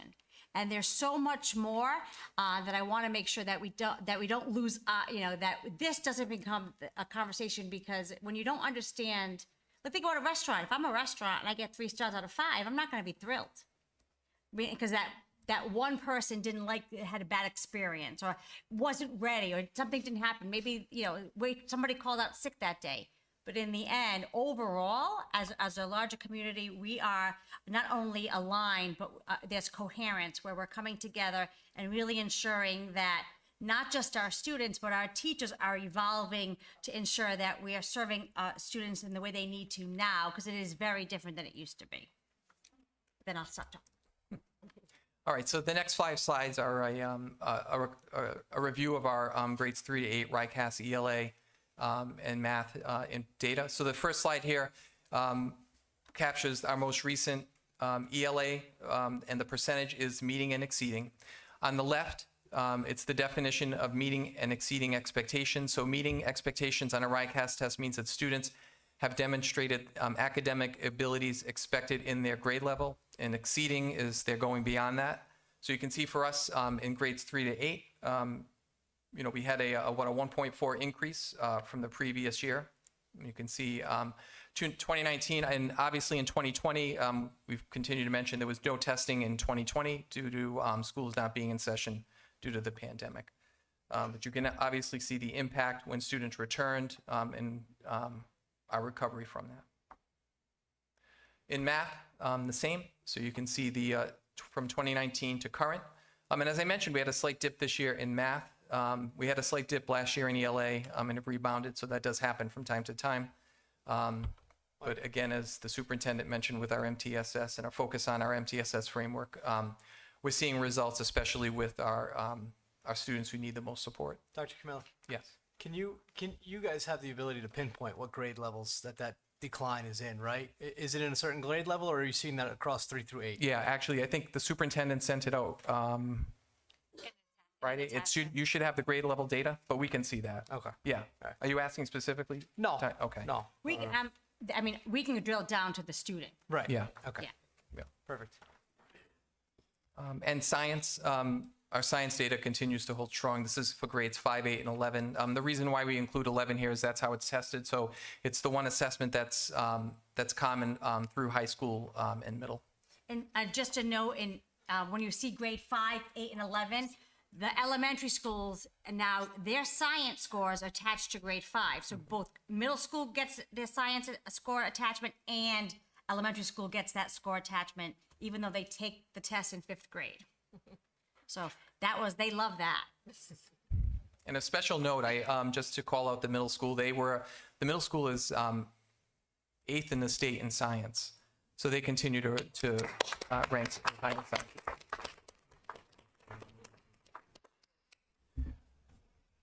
And we thought it's important to talk about partially meeting, what partially meeting means. So the definition, according to RIDE, is that a student who receives a partially meeting test score indicates that they have demonstrated some, but not all of the expected academic skills.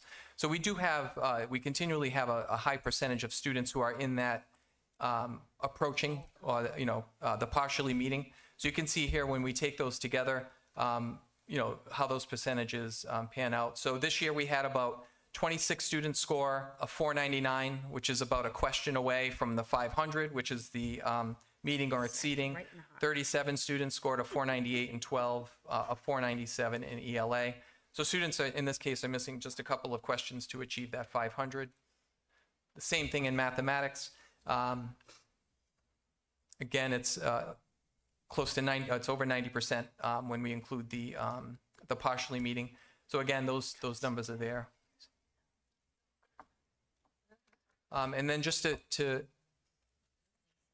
review the status of our Vision 2026 and our areas of focus. So we continue to be on track. One thing to mention about this is that even though 2026 is next year, the state law and the RIDE data release do not align.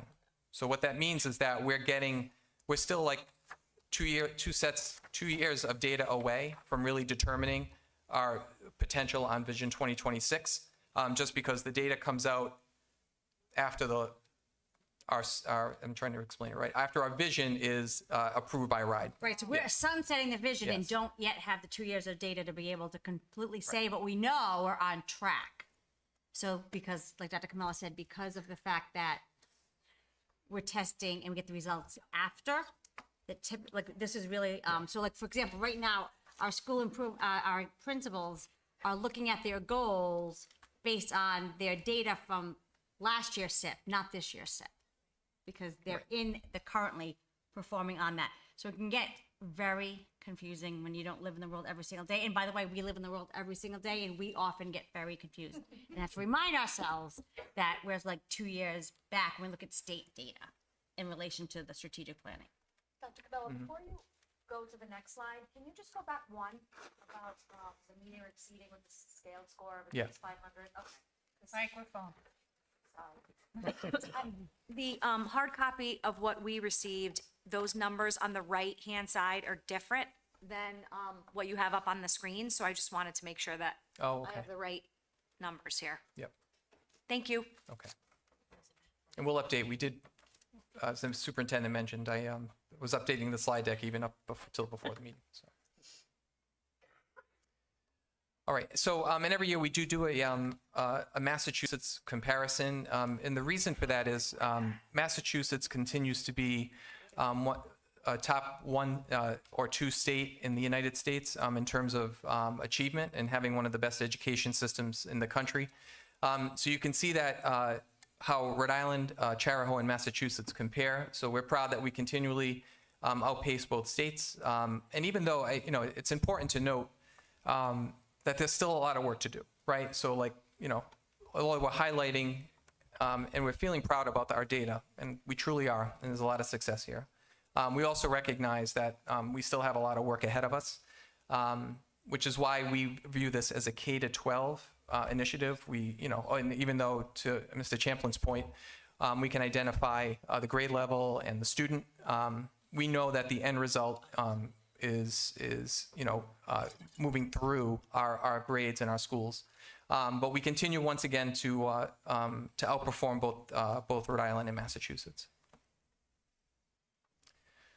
PSAT 9. Now, PSAT 9th grade, we started to administer a couple of years ago, is not part of the RICAS system, but we do it to get an indicator of how well our students are going to perform in grades 10 and 11 on the SAT. So you can see our scores this year, again, continue to outpace Rhode Island and the nation. So our mean score combined, this is math and English, is 946. Compared to 840 and 852 for the nation. PSAT, the same, so we continue to outperform the high school, Rhode Island and the nation. Ninth grader take the PSAT? Does every 10th grader take? Yeah, that's a good question. So in Charahoe, they do. Okay. In the nation, they don't. So in several states, you know, Rhode Island's one of the few states that they use it as a high stakes testing. So it's almost, you know, they're looking for almost 100% participation, but in other states it could be 20%, 30%. It's based on their college and career goals. And this is something you as a school committee, so this is an important one, that you commit funds to for the assessment so that we have that important data so that when we do the PSAT and SAT, our teachers can get the information earlier and not wait for the PSAT. So while it's not required, one of the things I know, you know, that we are all aligned to is academic excellence. So in order for us to be at our highest level of game, the more information we can have individually about students, the more we can think about, and when you see in my goals, another alignment sort of connection around MTSS, that's the work. So when we say the MTSS, multi-tiered systems of support, what that is saying is that we're trying to ensure that instruction at the time that we deliver it in the moment, that very first time, that we capture most of the students to ensure proficiency happens right away. And then the least amount of students would need tier 2 and tier 3 support. Because when we look at data like this, and when we're thinking about like my alignment of that work, you want to ensure that you're creating in the budget. And so when Louis says to me, you know, how does this align to your goals? How do I see what you utilize? This kind of commitment to the assessment piece, that assessment system, is one of those areas where I'm asking you for the dollars to ensure that our teachers have access to the information they need to serve students in their instruction. So that this is like when we talk about the kindergarten assessments, the DIBELS assessments, the screening data.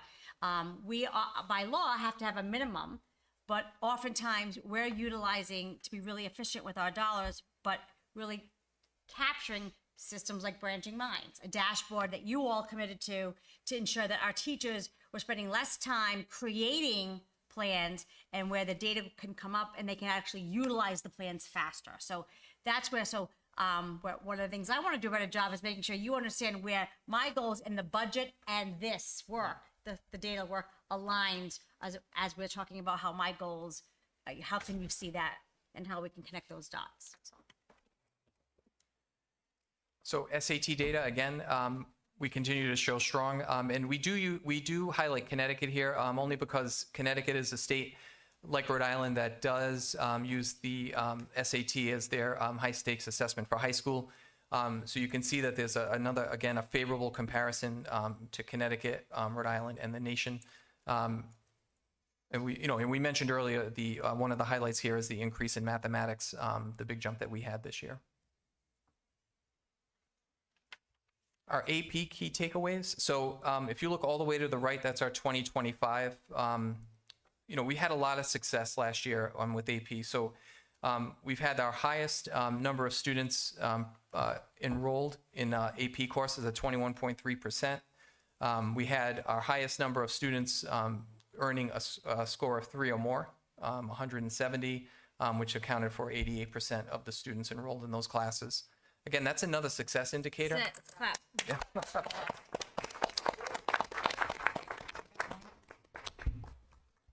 Again, a credit to the teachers and to the students for the hard work, and actually Mrs. Bradnany. And Jerry, right, Jerry? Okay, we'll include Jerry. But Mrs. Bradnany was at the high school last year and oversaw a lot of this work. Good job, Jerry. And these are just some of the courses where we saw at least 80% of test scores at 3 or higher. So there were 10 this year.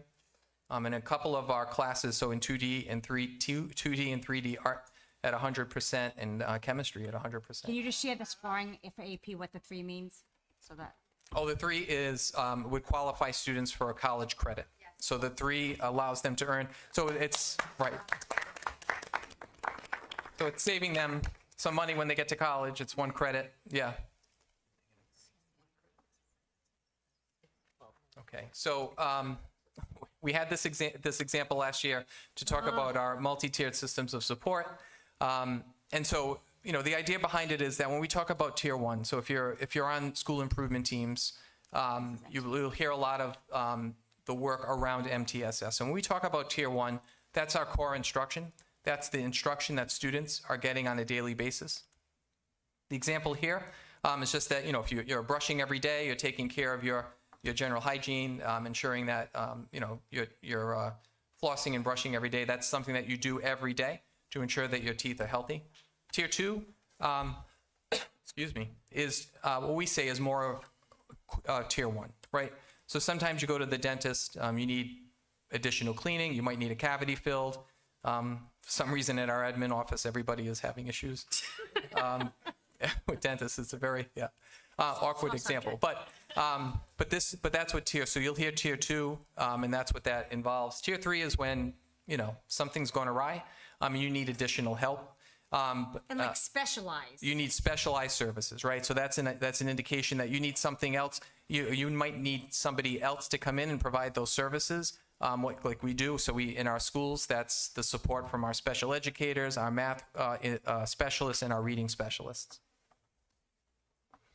And then this year we've organized all of our action steps to fall under This is each of the different than tiers. your slide deck. Yeah. So in your slide deck that you received, and we'll update this tomorrow. And the administration, this is a slide I think our teachers would really appreciate these slides because what I loved is when I walk into his office and he's like, hey, I just changed these slides and this is why. I'll let him explain why. But these are the genius moves he makes. What makes us love him so much.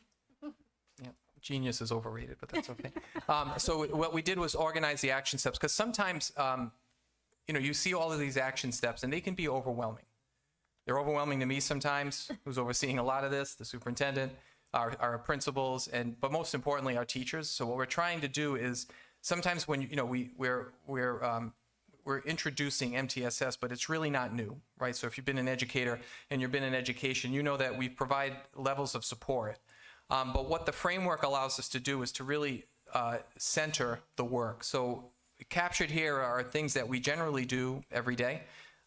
So the director of MTSS, that's Mr. Scanapieko, who's here tonight, will strengthen and monitor our implementation in the framework. So he's working right now with school teams, school leaders to do that, and other things that we do. So we're constantly looking at data. Our educators are using our high-quality curricular resources. We continue to focus on writing. We know that that's an area of need in all of our schools. And we continue to offer professional development. Our PD in mathematics is focused at the middle school and at CALA this year. And we have increased differentiation opportunities. The high school has taken on coaches to provide differentiation and continue to build capacity and increase support related to student services.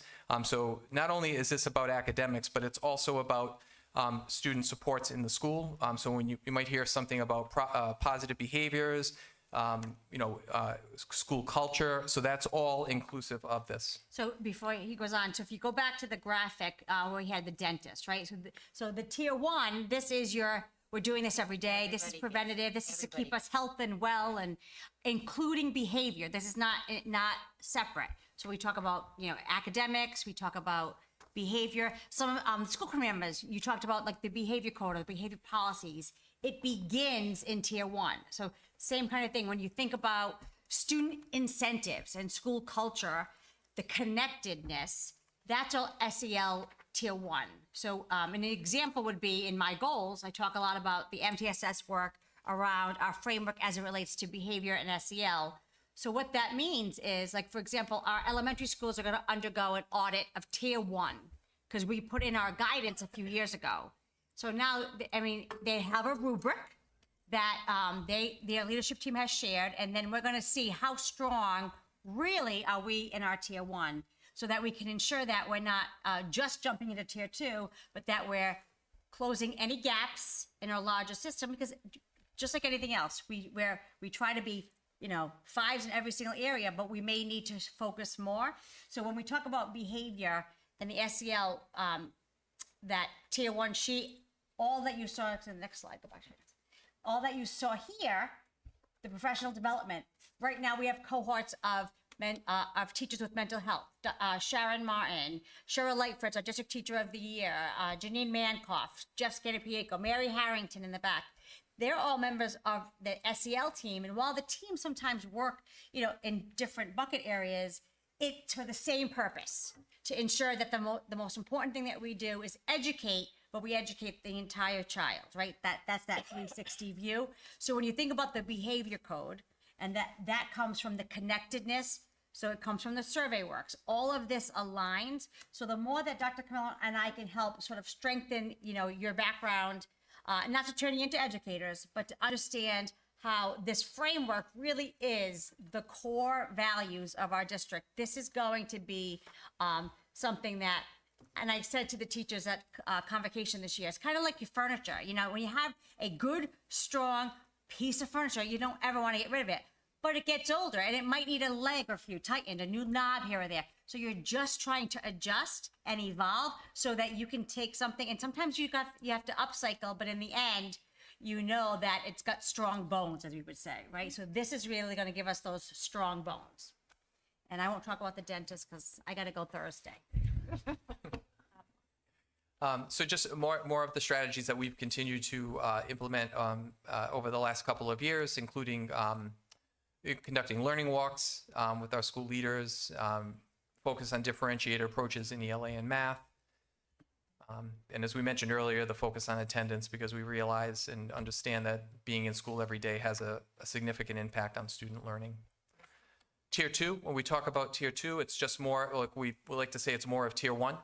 So it's, again, the director of MTSS and our MTSS fellow working directly with our tier two teams at the schools. Tier two is new for our schools this year in terms of the approach. So we're taking a slow approach to this because we know, my phrase I always use is to go fast, you go slow. So we want to be intentional about it. Our early warning system, so you heard the superintendent talk about our Branching Minds platform. So what that does is it encapsulates all student data. So it is, instead of going to multiple sources, logging into iReady, logging into our ELA assessments and DIBELS, everything is in one platform, including attendance and behavior. And so now when teams meet, they don't have to spend all of this time gathering all the data. It's at their fingertips. Their time can better be spent now in the planning of the interventions. And again, this goes back to the school committee's commitment on the budget, right? We had one of the best budget seasons I've ever seen last year. And it's with your commitment to that budget and the alignment. So things like staffing, this doesn't happen without your support. So when, I have to plug for everything for the budget, so I'm going to plug a little sooner. When we think about the MTSS and the director of MTSS and why that's important, and you've heard me say a few times the last few meetings, our bandwidth. And I know sometimes people are concerned about who's in what staffing position. I would recommend anybody follow. If you follow me around, it's like I feel like a fire extinguisher most days, where Dr. Camilla gets to do the work that I love so much. And then in November, they tie me to my desk, so I can't go visit as many schools as I would like to. But in the end, the reason why I like to visit the schools and be in the schools is because I see this in action every day. And when I'm advocating in front of you for resources, for staffing, for these positions to ensure that we can do quality work, it's not because I'm looking, to do less and put my feet up on the desk. It's because in order for me to do my job and be connected to the public, you need people to do this work too. Because the more tied up I get, if I'm the only one overseeing this, things stop. So you've all kept the wheels moving because you've allowed us in that last budget season to ensure that we advocated for students, but we're thoughtful about our financial community. So these are the things where if I can help in any way to help clarify these, but what I need blocks, that's a staffing.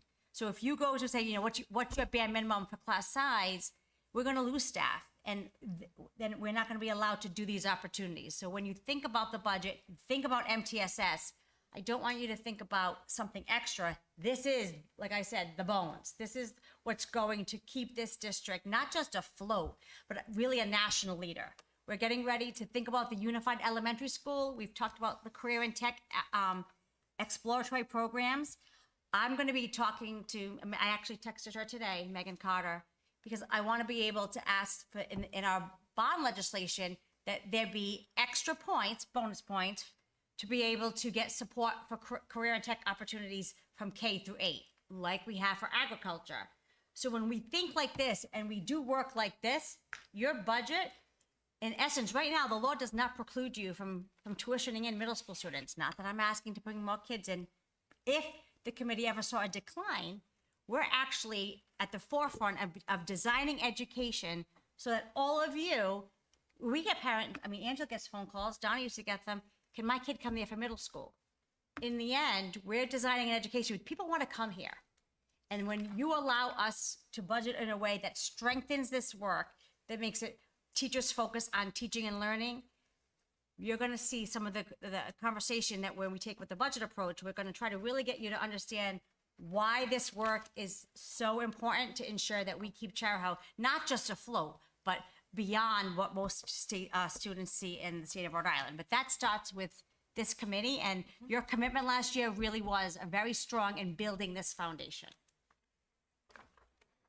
And the next slide just talks about our Tier 3 supports. And you'll notice that a lot of our initiatives fall under the Tier 1, and that's because those are the ones that serve all students.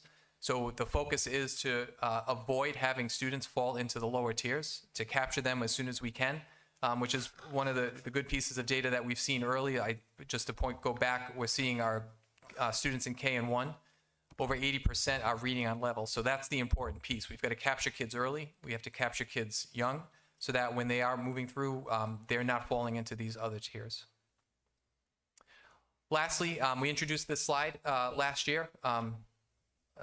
And we were able to reach out to RIDE, and they created it for us again. So this is with the most updated. They're always a year behind when they're comparing this. So this is based on the 23-24 data that includes the per pupil expenditure compared to achievement rates. And happy to say that Charahoe continues to fall in quadrant 1, which RIDE calls the quadrant of success, where you see strong assessment results and a strong return on investment. So we're along with those other districts there, but again, continue to show strong. And as the superintendent mentioned, it ties back to our spending and how we're doing it and being efficient with it as well. I'll take questions at this time. So, we'll go to the members first, and then if anybody from the public has questions. Polly. Can you explain in a little greater detail about the WIN class? I'm on the parent side of the WIN class, where the kids are telling me that it's a waste of time. And I'll be frankly honest, this is what I hear when my kids come home. They say they do nothing. It's like a study hall. But you're making a face. No, but I'm looking at the admins behind me being like, yeah. So explain to me as a parent when my kid comes home saying, oh, it's a waste of time and we don't do anything, what's really going on? Yeah, good question. So what's happening in the WIN blocks is they were created to provide that additional support for students for enrichment and for tiered services. So depending if they needed it in math and ELA. And they were also created because in the past, we were pulling students out of classes to provide that support.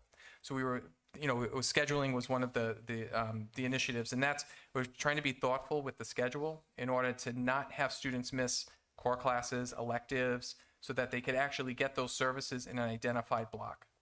Okay, so if they have a block of time that a whole class is there, but only a few of the students need services, what are the other kids doing? So all the students in there are getting something. They need, right? So some students may be getting pulled for math, some are getting pulled for reading, some are doing their enrichment. Could be there if they're in the highly capable program, depending if it's elementary or middle, but that's what they're doing in those classes. And so the teachers are purposely planning, using the data, I know sometimes it's perception. I'll say that, you know, I was a middle school principal and teacher a long time.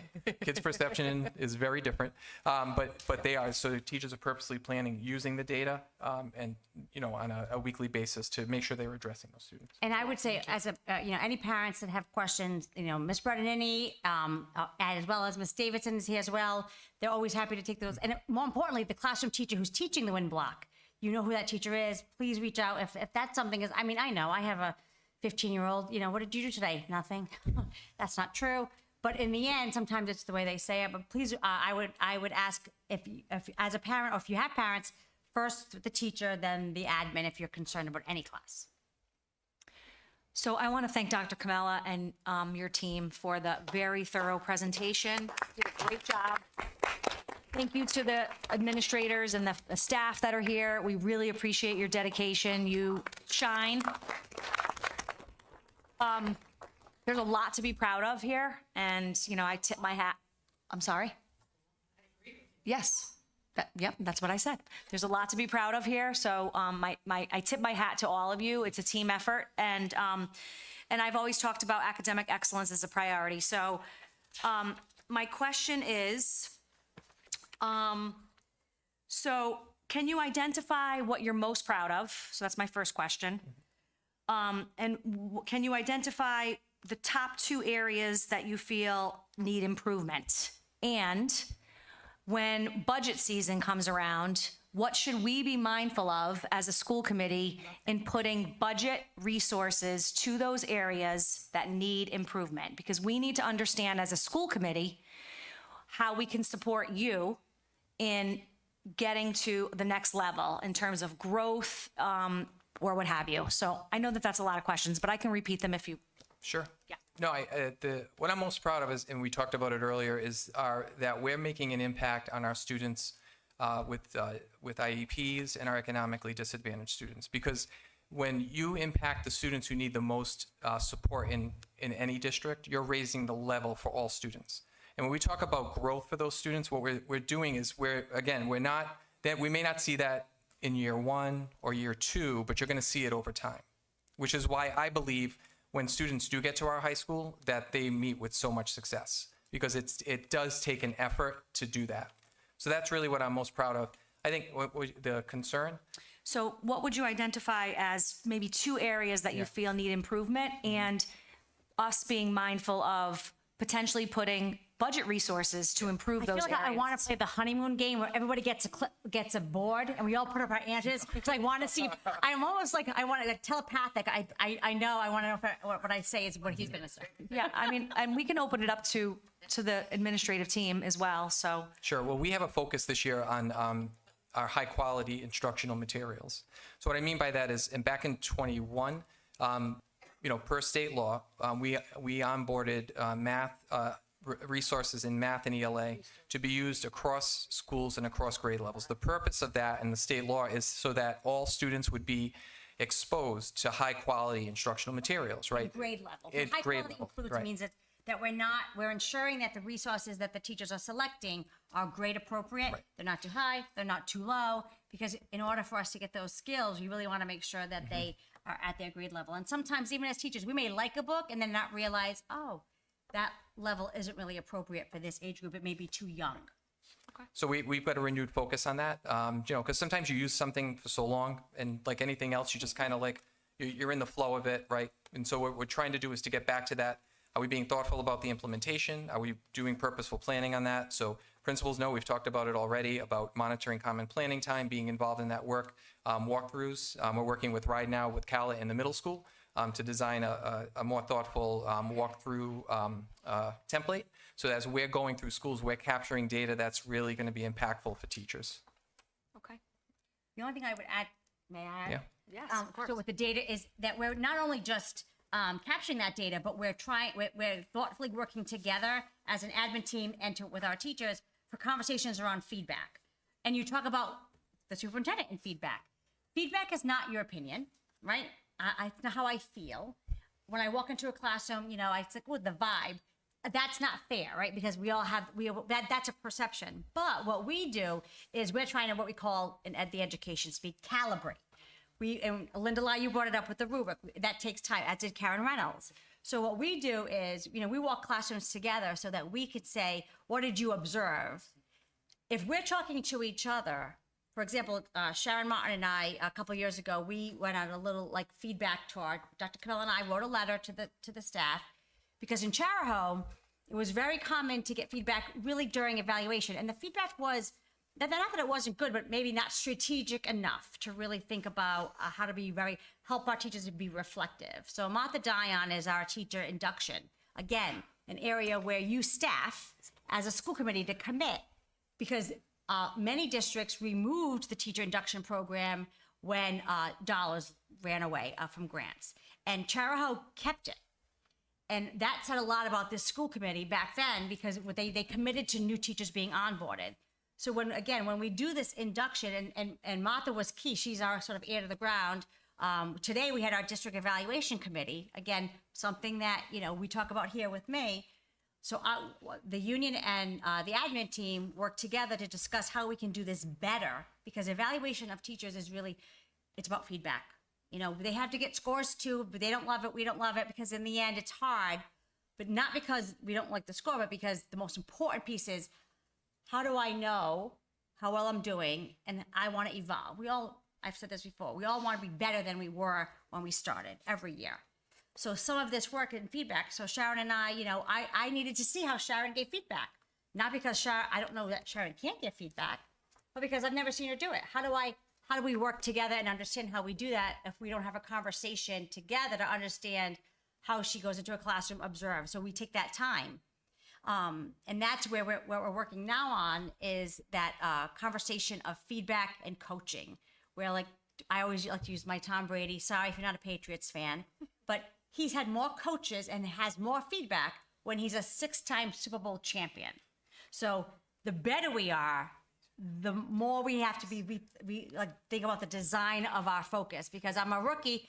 I'm getting the basic approach, right? But now we have such a high quality school district, we're refining it. So it is going to look different, and it should look different. But I guarantee, if you asked any of the administrators, we're in budget seasons, and Mr. Zenian is nicer when I'm in the room to them. But at the end, he's tough, because he knows he plays all your roles in the meeting. We play you it's like a role play. We're like, okay, this is the question. How are you going to defend this? What is this for? This year, we had them align their budget directly to their school improvement goals, so that if you asked me, I could share exactly how it was related to their school improvement plan, and then I have to align that to the strategic plan.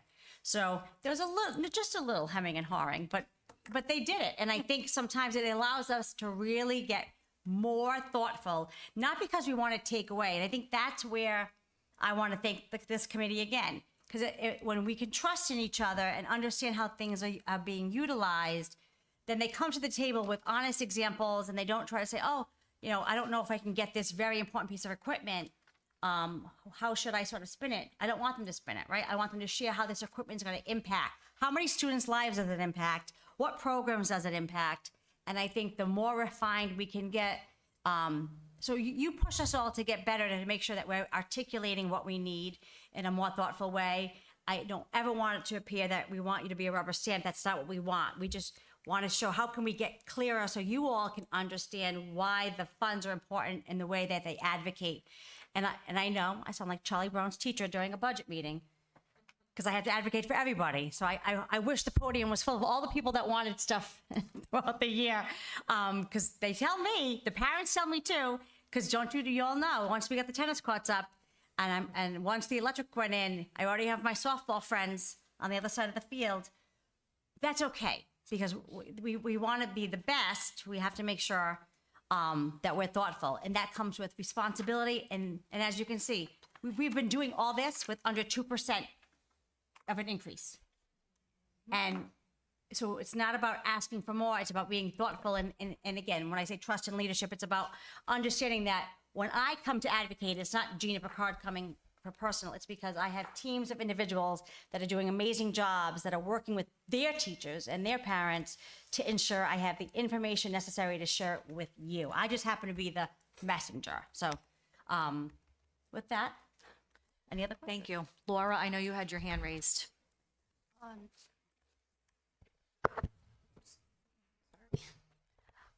So Dr. Kamala, you mentioned that the materials that you sourced in 2021, there was a change that was implemented and you had to make the materials more grade level. So the law that was passed was that they call it the high quality curriculum materials. And so what it said is that every district had to have materials that were vetted through RIDE, and that districts could choose from. You had choice in but they had to be vetted through RIDE. They had to be approved resources. So that's just not us. That's every district. So prior to that, districts could use whatever they wanted. There was a lot of freedom, and in some cases they could, left it up to teachers. In some districts, so it depended on the content, the district, But what the state law did was unify all of that and say that across grade levels, every district has to adopt in math, ELA, and science curriculum resources that RIDE has vetted for approval. Again, there's not just one. There's options to pick from, but that's what happened in 2021. Okay, so my question is that knowing that all children kind of learn at different rates and that a lot of times you'll have in the same classroom, you'll have kids that are achieving at higher levels than others. How is that variation within that set that RIDE has given you? Do you feel like it's enough? Like, are you challenging the students is there enough variation where you're challenging the students that are either, kind of at this baseline, but that may actually be bored type thing? Yeah. So that's a situation. I think every grade level, every content. So what happens is our focus. That's why when we talk about like core instruction, it's core instruction with differentiation, right? Knowing that like some students, once you deliver the lesson, might be ready for more, but other students might need a little more, depending on where they are grade level wise and where they are in the standard and where they are in like that particular area. So if they're doing something in English where they're like really successful at, maybe in another month they might need a little more support in there. Right, so our resources allow for that, and so it allows for the teacher. And really, it's not. I would say that's not so much about the resource. That's more about the teacher planning, right? Using the data effectively and knowing their students on a daily basis where they are. But our resources do allow them. There's enough in there for them to choose from and to differentiate. That's what I was wondering. This may be a good point too. That's when you said that, Laura, I thought many of you, those of you who are on the committee, I know Mr. Luzon was, and I think it was just maybe then Linda. I think you were the only two, and Donna, where we had to approve this new curriculum, but the teachers picked it. So what happened was they had RIDE did do workshops with groups of teachers across the districts in the state. They learned how to vet resources. They learned, the quality control. And then it was our teachers that actually came to the school committee virtually at that time to present the why they chose what they chose, so that, the school committee always approves the curriculum. But the resources were selected by Charahoe teachers. They were the ones that led that work. And then through the assistant superintendent's office, he's the vessel, again, that comes and shares with you. But they came and gave the presentation, and you can go online to watch it back in 2021. Jane Daly did the ELA, the first part of it, and I think Mike came in as we were rolling out the rest, K through 12. But in the end, that's another great example of things that come in the budget around, like even supplies. Your science materials are GEMSNet, and it comes under supplies, even though so your supplies are not necessarily paper and crayons. They often are kinds of resources that go along because they support the curriculum. But your question made me think of maybe a good point of alignment. Yeah, go ahead, Laura. And then my other question is, what's the deviation between the exceeding expectations and the meeting expectations? Because I know those are lumped together. I'm just curious, what's the percentage of our students that are exceeding expectations? Because if we're in the top 10, I'm just curious to know what that figure would be. Are you talking like a specific high school? Yeah, well, actually, I mean high school, middle school. Let me just find it quick. So, so for example, I have ELA right in front of me. So for ELA in 2025 for grades 3 to 8, this is all encompassing. So meeting was 41.4% and exceeding was 5.7%. And I believe the superintendent shared this data on Monday. Yeah, I see that now. Okay, just want to make sure. Okay, Yep. I see Okay. it now. No, I Thank just want to, you. I'm happy to answer the question. You all have it. I just want to make sure that you. So Do any of the administrators or the educators like to comment on anything as part of this presentation? I mean, one of the questions that I asked Dr. Kamala was, were there, areas where you felt we could be more mindful of putting more resources into the budget to raise the bar for Charahoe? And I'm always interested in that and being the best that we can be. So Be careful, Sharon Martin wanted a $3 million playground. I'm just going to warn you now. We said Sharon. All right, well, temper your expectations a little bit. But, and I don't mean to put you on the spot, but if you would like to, email any of us on the school committee, because, budget season is right around the corner, and I think that we do need to be mindful of this. So, but if there are no takers, then I will ask any of the educators if they'd like to come up. Okay. Yeah, just hold on one second. Anne Marie and Jerry. Sorry. Laura just wants to say something, and then we'll have you come to the microphone. Sorry, Dr. Kamala. The thing that I was looking at, it says that it's percent meeting or exceeding expectations, and it looks like it's lumped together on this. If you look at page 2, at the top, you'll see ELA and math. Yep, Yep, right there. So you'll see ELA and math, and that's where it breaks it down. Got it. Yeah. Thank you. Appreciate that. Thank you. So would Mrs. Luzon would like to come up first, and then we'll take Mr. Oth. Thank you. Just because you're closer to the microphone. Thank you. Okay, I teach first grade at Charlestown, and I feel that as a school, we could use more support staff. We could use more teachers' assistants. I know you don't like to hear that because it's a big budget hit, but we have some of the youngest learners, and we do have some very needy individuals, and to have the extra support in the classroom is essential for us to see them make growth. Thank you. Appreciate your feedback. Thanks, Jerry. So my comment kind of aligns with hers a little bit, and this has to do with, first of all, the MTSS work that we're doing now. I don't want that to be overlooked. I think that's important, led by Jeff Scannapieco and his crew. But kind of along the lines of what you said, the staffing, I think, is something that you need to consider when you're putting together this budget. Classroom filled with 28 kids or 30 kids might meet contract, but educators in the room know that that's drastically different when it's 24 or 22 or 18. So just keep that in mind, that the contract may say one thing, but the staffing is what drives the instruction. And with manageable class sizes, I think you'll see even better results. So just don't discount that when you're making your decisions. Thank you. Thank you. All right, I don't see any other hands raised. Oh, I'm sorry, Sharon. Yes, Sharon Martin. $3 million.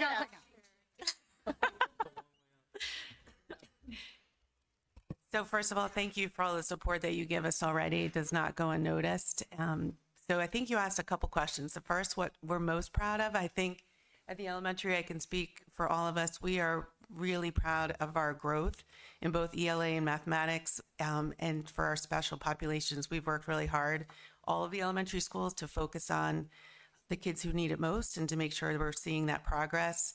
In terms of what we need, well, how much time do we have? I would say we're pretty much in agreement that we have a need at Tier 1 to really support teachers' professional development, understanding of differentiating the core, similar to what Mike was talking about. We also have a need to increase our writing scores. At Richmond and some of the other schools, we're exploring SRSD, which is a research-based approach. The entire state of Rhode Island has weak writing scores, and we know that's an area of need. We're also trying to expand our teachers' repertoire and skill set in delivering Tier 2 interventions that are called standard treatment protocol in mathematics and in social emotional behavior. And then the last thing we talked about, what did I forget? Oh, is specialized coaching for behavior. The behaviors we see at the elementary level in my 14 years as principal are continuously more challenging every year. So equipping our teachers, again, at that Tier 2 level with standard treatment protocols for standard things like running out of the classroom, those types of behaviors, to more specialized support through a BCBA or specialized trained practitioner to coach teachers, other staff, coach administrators, so that we know that we're responding in the best way possible to keep everyone safe and learning. Great. What's the Thank you. BCBA? Sorry. Board Certified Behavior Analyst. Thank you. So to the Budget Subcommittee, maybe you can take a note that what the team referenced tonight, perhaps those things could be highlighted in a color, so we are mindful of those things? Okay. Don't worry. Okay, great. All right, Greg is ready. so My thank you. presentation's gonna have all that. I'm sure it will. I'm so excited to see it. So we are really grateful to you all. Thank you so much. I just want to make note that we've spent, oh, I'm sorry, Karen. I did not see your hand. I'm an educator, and I've sat at this table for a few years now. And I've listened to you stand at that podium and demand that we cut the budget. And now you're going to sit here and make it sound like all nice, like let's add to the budget? I didn't say that we were going to add to the budget. I just want to know what the resources that the team needs so I can understand and make an educated vote in supporting the district. But for years, you have stood at that podium and demand we cut the budget. You've stood in front of Richmond Town Hall and Hopkinton Town Hall and told people to vote the budget down. Well, thank you for your feedback, Karen, but I'm the school committee chair now, so Yeah, congratulations on that one. I'm trying to educate myself. Now? I'm trying to educate myself. Maybe being on the committee before you became chair would have been a better idea. Okay, we're going to move on. So I just want to note for the record that I think we had a half hour for this agenda item, and we're over an hour. So I just wanted to make sure that we were making sure that the team had the opportunity to present what they needed to present. So thank you. All right, we're going to move on to the next agenda item. So this is a request for the approval of the independent route review. You heard Mario Carino. Dr. Carino came last meeting. Chair Dinsmore had asked that he present the transportation study to the team, which he did. And in order to be a part of this, you all have to make a decision. You do have to do it tonight. I actually confirmed with the chair that we had to add it to the agenda because they actually needed to know by yesterday, but he waited one day to, so that we could have, at least some of us had our meetings this week. Other districts are also looking at this.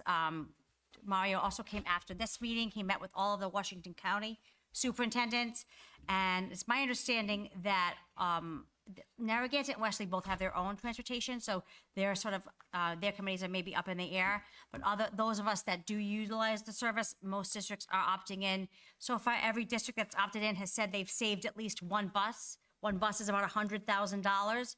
So for the cost of under $9,000 to save up to $92,000.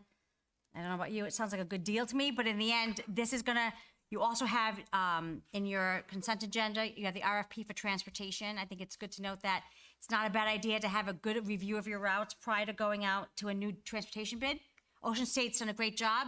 I think somebody asked that question of Greg and I. We have no concerns, but that doesn't mean that, you know, they're a vendor. They want to make money too. That a route review isn't gonna, especially as we get ready for a unified elementary school, it's probably a good time to do it. So you have a good check and, you know, check the pulse. All right, so do we have a motion to approve the independent route review and transportation attachment consolidation study by RIDE? Okay, we have a motion. Do we have a second? Second. Okay, second by Diane. Any discussion on this? Craig and Jess. This is just a review. I mean, why wouldn't we go forward with it? Right, it's the audit of our current systems, yeah. Okay, Jess? It did look like from the chart that we're paying about $8,000. Per pupil. Okay, per pupil, wait, for the study? Oh, no, for transportation. It was, so that 8,000 is correct. That's the amount, I'm sorry, what is exactly? $8,439. $8,439. That rate, the way that RIDE did the work was that based on your per pupil, they were able with their formula to tell you how much each district. So you've got a list of what every district would cost every district to. I think like North Kingstown has to pay more because they have more students. So that's a They pay breakdown. that amount per student, or they pay, so. No, that's the total cost of this audit. Right, okay, For that district. 8,439. Right. So I'm gonna vote for this because I feel like it's valuable, but I'm gonna express the same skepticism I expressed last time and channel a little bit of Bill Day here. Because Mario told us it's not gonna cost us anything. No, that's not what he said. I think he did. He said it was a nominal cost. Oh, okay. I'm sorry, then my misunderstanding. But I also, this is going to be done by Transpar Group. It's going to study it. And Transpar Group is already the program manager for the state program of transportation. So it's like, here's the people that manage our state transportation program, and now they're going to study. They're going to do this additional job. I don't know what you mean. So when I was looking, reviewing for this material, Transpar Group is the name of the company that doesn't provide the transportation services, that monitors the transportation services. So they already provide these services to the statewide system. And now they're just going to use them to do this So study. somebody else asked the question, but my understanding, I asked Mario this question specifically in the superintendent's meeting, and he said they're not the same thing. The Transpar is the scheduling service, but the company that's doing it, that is part of the scheduling service. It looked to me like they were the same. Like I said, I don't want to speak for Mario. I believe Yeah. when it was asked at our meeting that he said they're two different entities. Like I said, I'm going to vote for this. I think it's valuable, but I'm also a skeptic as far as who it serves.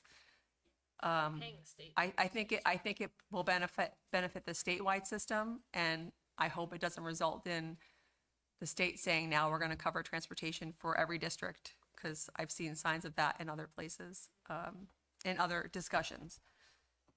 I get it. I can't. I don't want to speak for anyone. Like I said, I don't know. channeling Bill Day, he would have said it in different language, but. Polly? I'm just going to piggyback off of what Jess said and add RIPTA is not doing very well. That's a state-run. It does not give me the warm and fuzzies to know that the state will be taking care of our children and No. during This bus is route. No. Yeah. They're not doing anything. This is just a review of our I routes. know, I'm jumping ahead Is this a further. review of all of our routes? Yes. Sorry to jump. Yeah, Yep, Tyler, I'm just raise jumping your hand. ahead to the other one. It's right. We're not paying them to do anything besides look at the efficiencies of our routes and provide examples of how we could do things better or differently. Oh, go ahead. Well, Finish your when, thought. when Mario explained that, with the objective that the ride/state would pick up a bus route from further out and see, it was all in the conversation. It was the other end of the conversation. He showed you 3 phases. Yeah. And This is only, you don't have to do anything beyond phase 1. That's up to you. I have great confidence in what Ocean State Transit gave us, how they worked so well with us. They really put Oh, in they- a lot I- of time redoing the routes and seeing what was most efficient. And I trust them. I'm gonna be honest with you. So- Ocean State, not a problem, but I can tell you, even still, like sometimes even parents will say, you could do this more efficiently, and Michelle listens and Greg listens, and they change things. So all this is the efficiencies of how we currently do business to see if not if we're just doing it well, but are there other options you may want to think about as things change? Because we don't know what we don't know. So this provides you with a review of how we're doing it and suggestions on how to do it better, or cheaper. I don't want to do it cheaper. Not necessarily cheaper. I want to do the best best money, best return on investment. So, but this doesn't do anything with our kids. This is just a review of systems. Okay, Tyler, and who had their hand raised first here? Laura and Craig. Go ahead, Tyler. This is just our in-district routes. This doesn't include our out-of-district routes. Is this all routes? This is all of our routes that we're responsible for, that we pay. Getting our kids to our schools. Well, it could be, or out. yeah, anybody Okay. we outsource. That's the question. Thank you. Yep, everybody. I'm good. McKinney-Vento, all of them. Laura and Craig. Right, so the way that I understood what Mario was saying was that it was that basically, because we're only working with Ocean State Transit, that they're limited to the way that they're able to create the routes, and that there may be benefits to us working with other carriers and districts because they have the ability to move the lines, is the way I understood it. But that would be phase two. That's like if you want to go past this. Oh, okay. Yep. So, and this is just. This is just the review of our current systems. Craig? Basically answered it, so. Okay. It's an audit. So we have, I see no more hands raised. We have a motion and a second on this, right, Madam Clerk? We do. Okay, so all in favor of approving this route review? And anyone opposed? I said no. Okay, Polly is opposed. Were there any abstentions? No. Okay. Discussion and approval of transfer of monies for the fund balance to the operating budget. And I know Tyler Champlin asked to table this discussion at our meeting last month as we were running past the hour, and he thought newer school committee members would have questions. So I don't know if Tyler and Greg want to take this in tandem. Greg, do you want to start? Please. I think the memo speaks for itself, and I'm looking to have it approved so I can give it to our auditors so we can finish our audit. Okay. Tyler, did you have any comment Yeah, on Greg, that? let's break the memo down here. Yep. Because if you look at this spreadsheet and you add the numbers up, I get a total of about $5.8 million. And I know at least I don't think we're looking to allocate $5.8 million from this year to next year.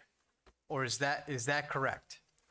So when you look at it, it would probably be helpful if you drew a line where it says funding for capital projects not yet completed for FY '25 and prior. Correct. Because everything below that you've already approved. That's just an FYI that has been put in this memo for years, I believe, to show how transparent we are, but it may confuse people. But what we're really looking at is the five numbers from the operating fund. So the 195,000, the 250, the 100, the 944, and the 303. But those are everything that's. Everything else has already, you've already done that in your last budget cycle. Okay. So like I said, I think it's put in there to be transparent, but I actually think it may confuse some people. I do, my recollection is that when Ned started doing it that way, because we also asked for the budget transfers, because we were giving you them like, let's say, a month at a time, and you wanted like sort of a rolling tally. So the idea was that you could see what you already committed, and then the new stuff was at the top. But again, new formatting, we're happy to insert line and say previously approved in a different way if it makes it easier. Yep. Because Laura? this was an agenda item also added by the school committee. Because we had this in the consent, Tyler. I believe it was you that moved it out. I would love to move it back into consent, just top of mind maybe. Okay, Laura had her hand raised. What is the line item for, it looks like it's $100,000 for, what is the description? Yes. Funds? Funds for administrative payout? Right, what is that for, was that for the principal or? That's for your administration. You currently have a superintendent that I have to assume may not be staying. So if she chooses to take another job, we will have to buy her out. And typically when a superintendent leaves, one or two other administrators leave with them. So their letters of agreement, we typically put $50,000 aside for that. But in the current climate, that may not be enough money. It's basically days accrued by employees that you have on staff It's sick days and vacation days that for would your be owed to the employee. Okay, so normally you do 50,000, but you put it for 100, correct? Yes. Okay, any other questions on this? Okay, so do I have a please. I'm sorry, Tyler, yes. Greg, if I look back last year, it looks like we had the same amount put up for the litigation and a little bit of a lesser amount for the tuitions. Yes. Are we still expecting? Yeah, more. We're expecting more. I'm gonna have John sorry. Is that okay? Yeah. John's gonna come in December. We have a couple of new issues that we have to discuss with the school committee. Okay. I'll put a pin in that one. Okay, so Sorry. do we have a motion to approve the transfer of monies? Okay, do we have a second? Okay, we have a motion and a second. All those in favor? Unanimous. Thank you. Thank you. Great. Approval and vote for revision of 2026 Charahoe Regional School Committee meeting dates. This was requested by me. We did have an email from Samantha Wilcox, the president of the Richmond Town Council, bringing to our attention that there were some overlap dates of the Richmond Town Council meeting and the school committee meeting. And would we be open to reviewing our meeting dates for 2026 to accommodate the public and maybe the elected officials if they wanted to come to our meetings as well. So Gina and I took a look at the list, and this is what we came up with. It does look like there are still 2 conflicting dates in August and November, but I'll turn it over to the superintendent because I think she can give more context about August and November. So the calendar gets tricky because there's competing needs that the Department of Ed has and the state has requirements. So we did the best that we could with the date because Richmond Town Council does the first and third Tuesday of the month. And I'll be honest with you, we've always tried to coordinate calendars. Donna Siskavich was, not her favorite thing to do. She hates calendar season. But what happens is more things are now being more defined by the General Assembly, which puts certain dates, like even when my strategic plan has to be submitted. So when you look at those submissions and calendars, you have to back map. So to that, I said to Louise, I would not recommend that the school committee move and that the town council consider maybe a shift was November, because we have Thanksgiving, Veterans Day, as well as election next year, for example. And that takes 3 Tuesdays. It's just right off the bat. And we need to make sure that that date in the middle, we can get our jobs done and at the district business, because you're talking about a big season, getting ready for budget, getting ready, state assessment accountability reviews. So my recommendation is that we ask Richmond to be more, to also maybe compromise a little for that day in November. And then August, they don't even meet 2 times in August. They only meet once. So my request to the chair is that they pick the opposite of what we picked, because we have to be able to meet with you prior to school opening usually. And we're already in session that last week now with teachers. So, and then too soon in August doesn't give us enough time to continue to prepare for the opening. We want to make sure we have that little bit more of that stretch. So I would respectfully request that we keep November and August the way we have it, and then make the compromises in the areas I suggested. All right, so the compromises in the areas that the superintendent suggested are in red on your memo. So with that, I don't see any, oh, yep, Jess? There were 2 dates in October, October 13th and 27th on did I that not make it memo. red? Oh, right. So what Gina and I talked about was there were some members of the audience and there were some members of the school committee that suggested that in light of our meetings going late, should we perhaps look at adding a meeting from time to time, a second meeting? And so we're trying to be mindful of what Angela has on her plate, because assembling all of this material for all of us once a month is hard enough. So again, trying to be, responsive to the community. And also, I think Tyler mentioned once a month. I think somebody else, maybe Craig mentioned only meeting once a month and maybe bumping it to twice a month. So we did add another meeting for October, for 2 meetings in October. Just to try to be, listen and be responsive. Tyler? Is that enough? It may not be, but again, I'm just trying to be mindful of everything that the staff has to do to get ready for a meeting. I think we can all understand and appreciate how much that takes in terms of putting the materials up online, getting the materials assembled, posting everything, the team being ready for our questions. I mean, it is a lot of work. If I could add, it comes down to that, we want to maintain the budget, but the bandwidth. So really, and Donna would be happy to come back. I mean, not come back to this job. She would say, no way. But she only stayed because the school committee removed, that started removing the sessions because she really was my administrative assistant. She was the keeper in the beer of the school committee, and this was all consuming. So that meant that, other people in the office, and while people think that there's a lot of fat in this budget, when I can tell you, when I say, my bandwidth, balls will, Dr. Conley, if we're gonna drop a ball, we try to drop the smallest one that's not gonna hurt anyone. But in the end, especially during budget seasons and then competing interests, we are like a very good, well-oiled machine, but sometimes it can be, during the year, it gets stressful. And we just wanna make sure we have a balance.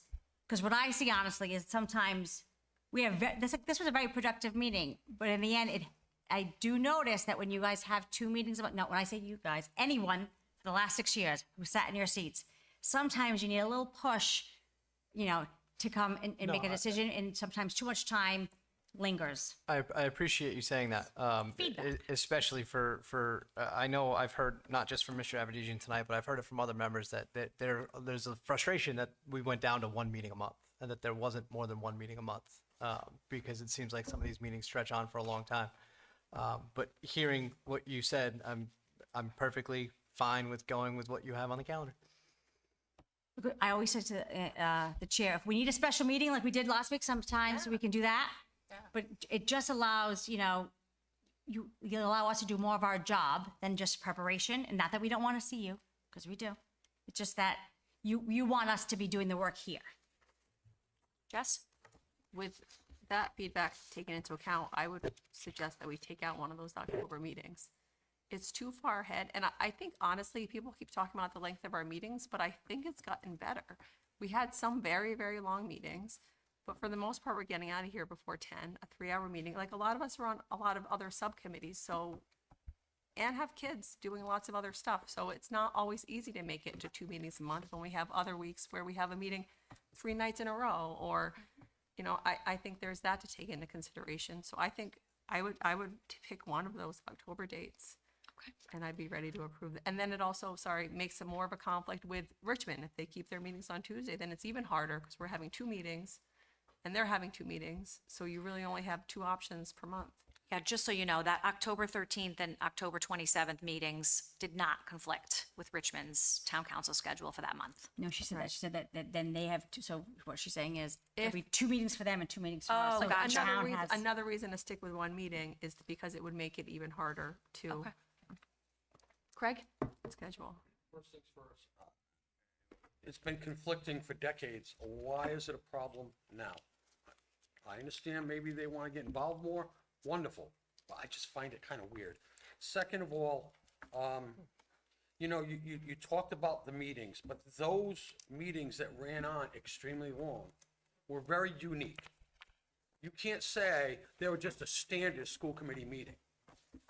They were unique. You had the emotion of the electorate that was there, and it is our job to sit and listen to them. Yep. Whether we want to, whether we want to go beyond 10, which we're not there just yet. But the point being said is it's our duty. Right. That's what we get elected for. Yep. I mean, I'm just trying to be responsive to another elected official who brought it to our attention. So I don't know if you darned if you do and darned if you don't. So I'm trying to be encompassing and accepting everybody's feedback, and you're not going to make everybody happy. So for the record, I did my job. I brought the agenda item to the school committee, and ultimately it's the school committee's decision as to what they want to do, if they want to edit the calendar. So do I have a motion to accept the calendar with any revisions? Jess? Can I make a motion to accept the calendar with a removal of the October 27th date? Okay, so we have a motion and a second. All in favor? So we have Tyler, Linda. Okay. Anybody opposed? Okay, so Mr. Luzon is abstaining. Thank you. Okay, approval of budget transfers. Mr. Zenyan? Recommend you approve. I recommend approval of Mr. Zenion's budget transfers, but if you would like to ask him any questions, there he is.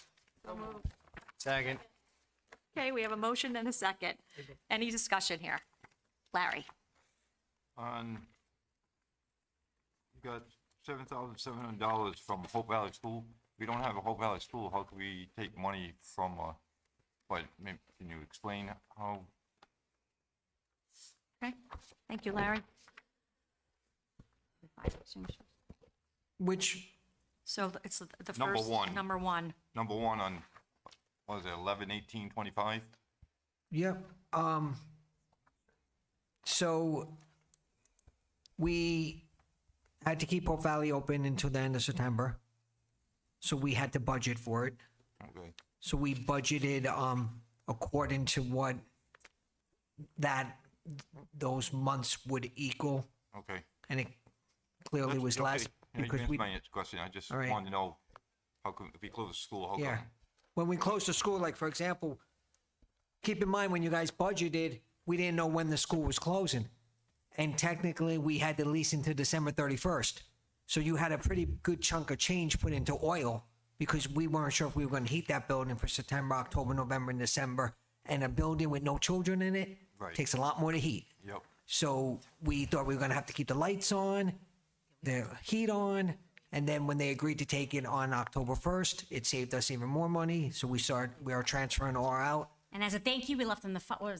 We left them the fire extinguishers. We did do some things, and I thought I apologize, Larry. I thought you were asking me about the No, next no, one. that's required because Which- it's zoned. Yes.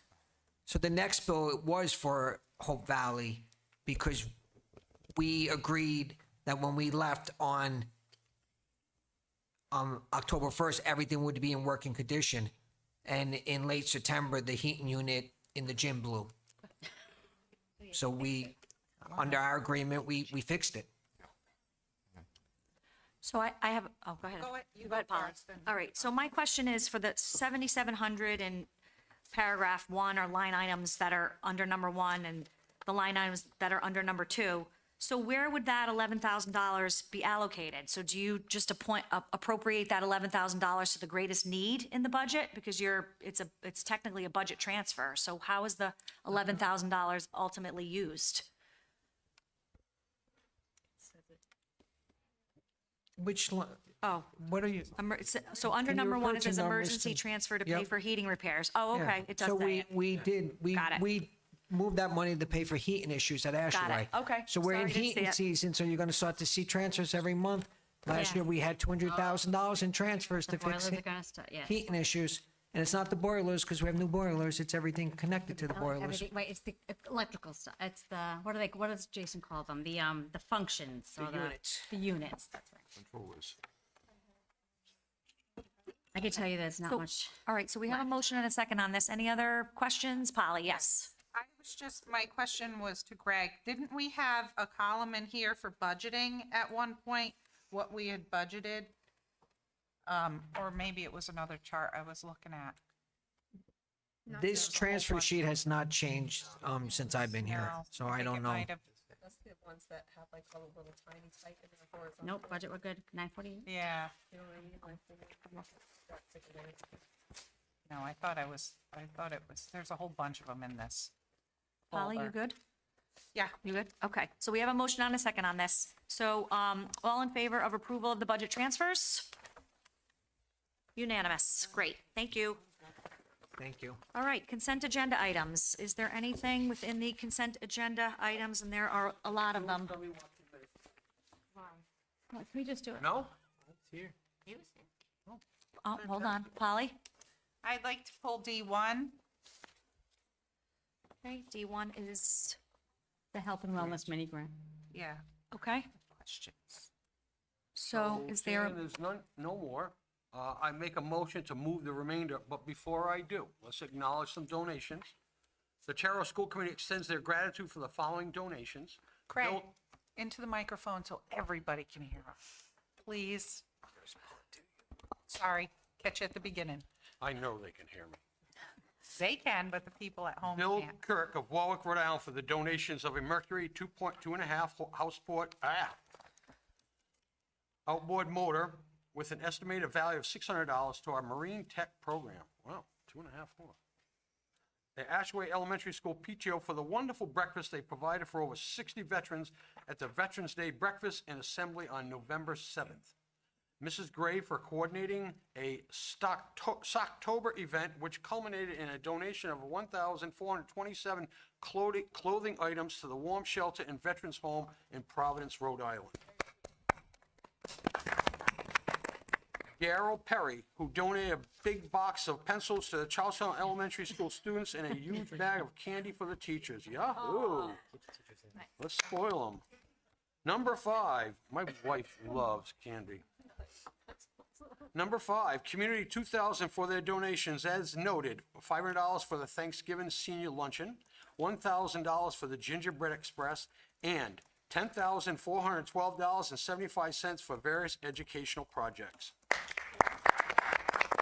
Okay, do we have a second for those items? We have a second from Karen. Okay, so motion to approve consent agenda items A, B, C, D2, E, F, G.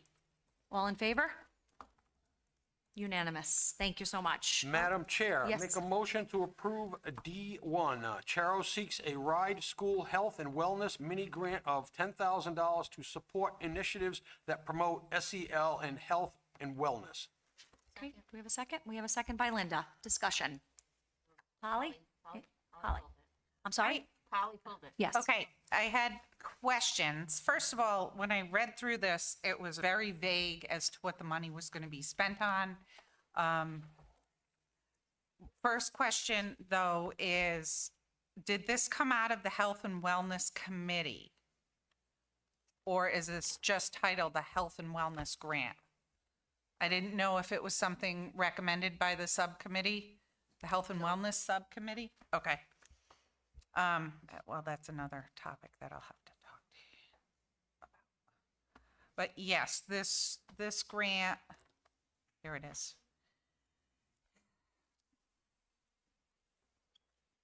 It was vague. It doesn't say exactly what is going to be purchased, what's going to be done with the money. It's in here, I don't understand.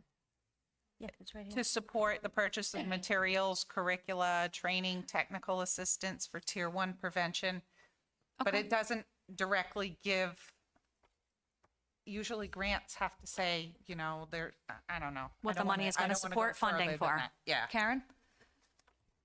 I don't know, yeah, you do These not have it? initiatives include efforts related to social and emotional learning, school climate, behavioral health, staff wellness, health. She didn't, you know, she sees it now. I only scrolled to the second page. I'm sorry. I thought it was only 2 pages. I retract that. I apologize. Okay. All right, so motion to approve consent agenda item D1, the RIDE School Health and Wellness mini grant of $10,000. We do have a motion? Yeah, we have Oh, a sorry. motion. Yeah, Okay, correct. it's getting late. Okay, so we have a motion and a second. All those in favor? All those opposed? Nobody opposed? So it's I'm abstaining. Okay, so Polly is abstaining. Okay. Madam Clerk, did you get that? All right. At least I can admit All right, it. reports, subcommittee reports. Necessity for School Construction Subcommittee minutes and Budget Subcommittee minutes from 10/14/25. Is there a motion to? Nope, you're good. No, we don't have You don't have to do anything I with don't have to do reports. my- Nope, then it's my turn, you're good. All right, Superintendent's report. Gina, take it away. So in regards to our 5-year elementary capital plan, we are currently in what is called Stage 2, which must be completed by February 2026. So the District Stage 1 application, as you recall, will expire in February 2026, which is why this important process must be continued. So just to recap, for an update, in September, the school committee commissioned a presentation that SLAM held at 3 in-person community meetings, as well as 1 additional virtual presentation requested by the school committee chair held in October. At the October meeting, for the school committee, you voted to direct the architects to design a unified elementary school, and then you also hired bond counsel. Tonight, we discussed some bond legislation parameters as it related to the funding of the bond. We will ask Karen Graney to return in December to discuss the actual legislation as you would like it written.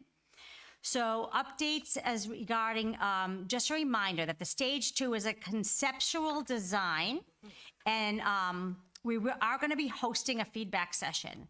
So what I want you to remind you of is that in the stage 2 application, the final application you receive will have all the estimated costs. So because they utilize the inflation rate, but the estimations, the environmental, the water, the enrollment, the traffic studies. And then we've been getting the question around like what soft costs. The biggest way to explain soft costs is, how much your architect is going to cost, your owner's project manager, but until you actually hire them, you don't really know. But they allocate the estimate of what that costs. So that's a bond council is a soft cost. Your OPM, like Colliers, is your soft cost. Land acquisition is a soft cost. Permits, furniture, technology is included in your soft cost. One of the questions that the school committee had last month was the furniture expenditure, the fixed furniture and equipment, the FFE it's called, as well as the technology. That's built into the 110, or I think we're getting to that price around now, 110 million as part of your soft costs. So it's in that money. We budget for it in the stage 2 as part of that. And then you get, so that when we spend, just like we would spend any dollar, the reimbursement is the same. So then we will be hosting the community feedback session. Actually, Ryan said we've exceeded, we've already done the number we're required to do. But knowing what the feedback of the committee was, we said we probably need one more to discuss so that as we move into hopefully a stage 3, we can think through what the community would like to see in a unified elementary school. So on Monday, January 12th, this will be in my updates to the community, but you're getting it first here because you're here. Monday, January 12th at 5:30 in this high school library, we will have a session for the community, anyone who wants to come, to provide input into a unified elementary school as more about the design, like more about what are you hoping to see? Like, they're going to have some conceptual ideas, but I'd like to see this entrance or that entrance, so that then they bring that back to the school committee, because then what happens is when we get to stage 3, all that feedback comes into play so that when we design the one that we actually want for our district. This is just a concept. So please make sure all your friends know that. Richmond Playground update. I am so happy to report that we did the ribbon cutting today. It was held this afternoon. Both the chair, Louise Dinsmore, and member Jess Purcell joined us. Louise was able to give a few words, as did the PTO president and Sharon Martin, Stephanie Potts and from the Maddie Potts and Dan Potts with their daughter were there to support, as well as some additional community fundraisers.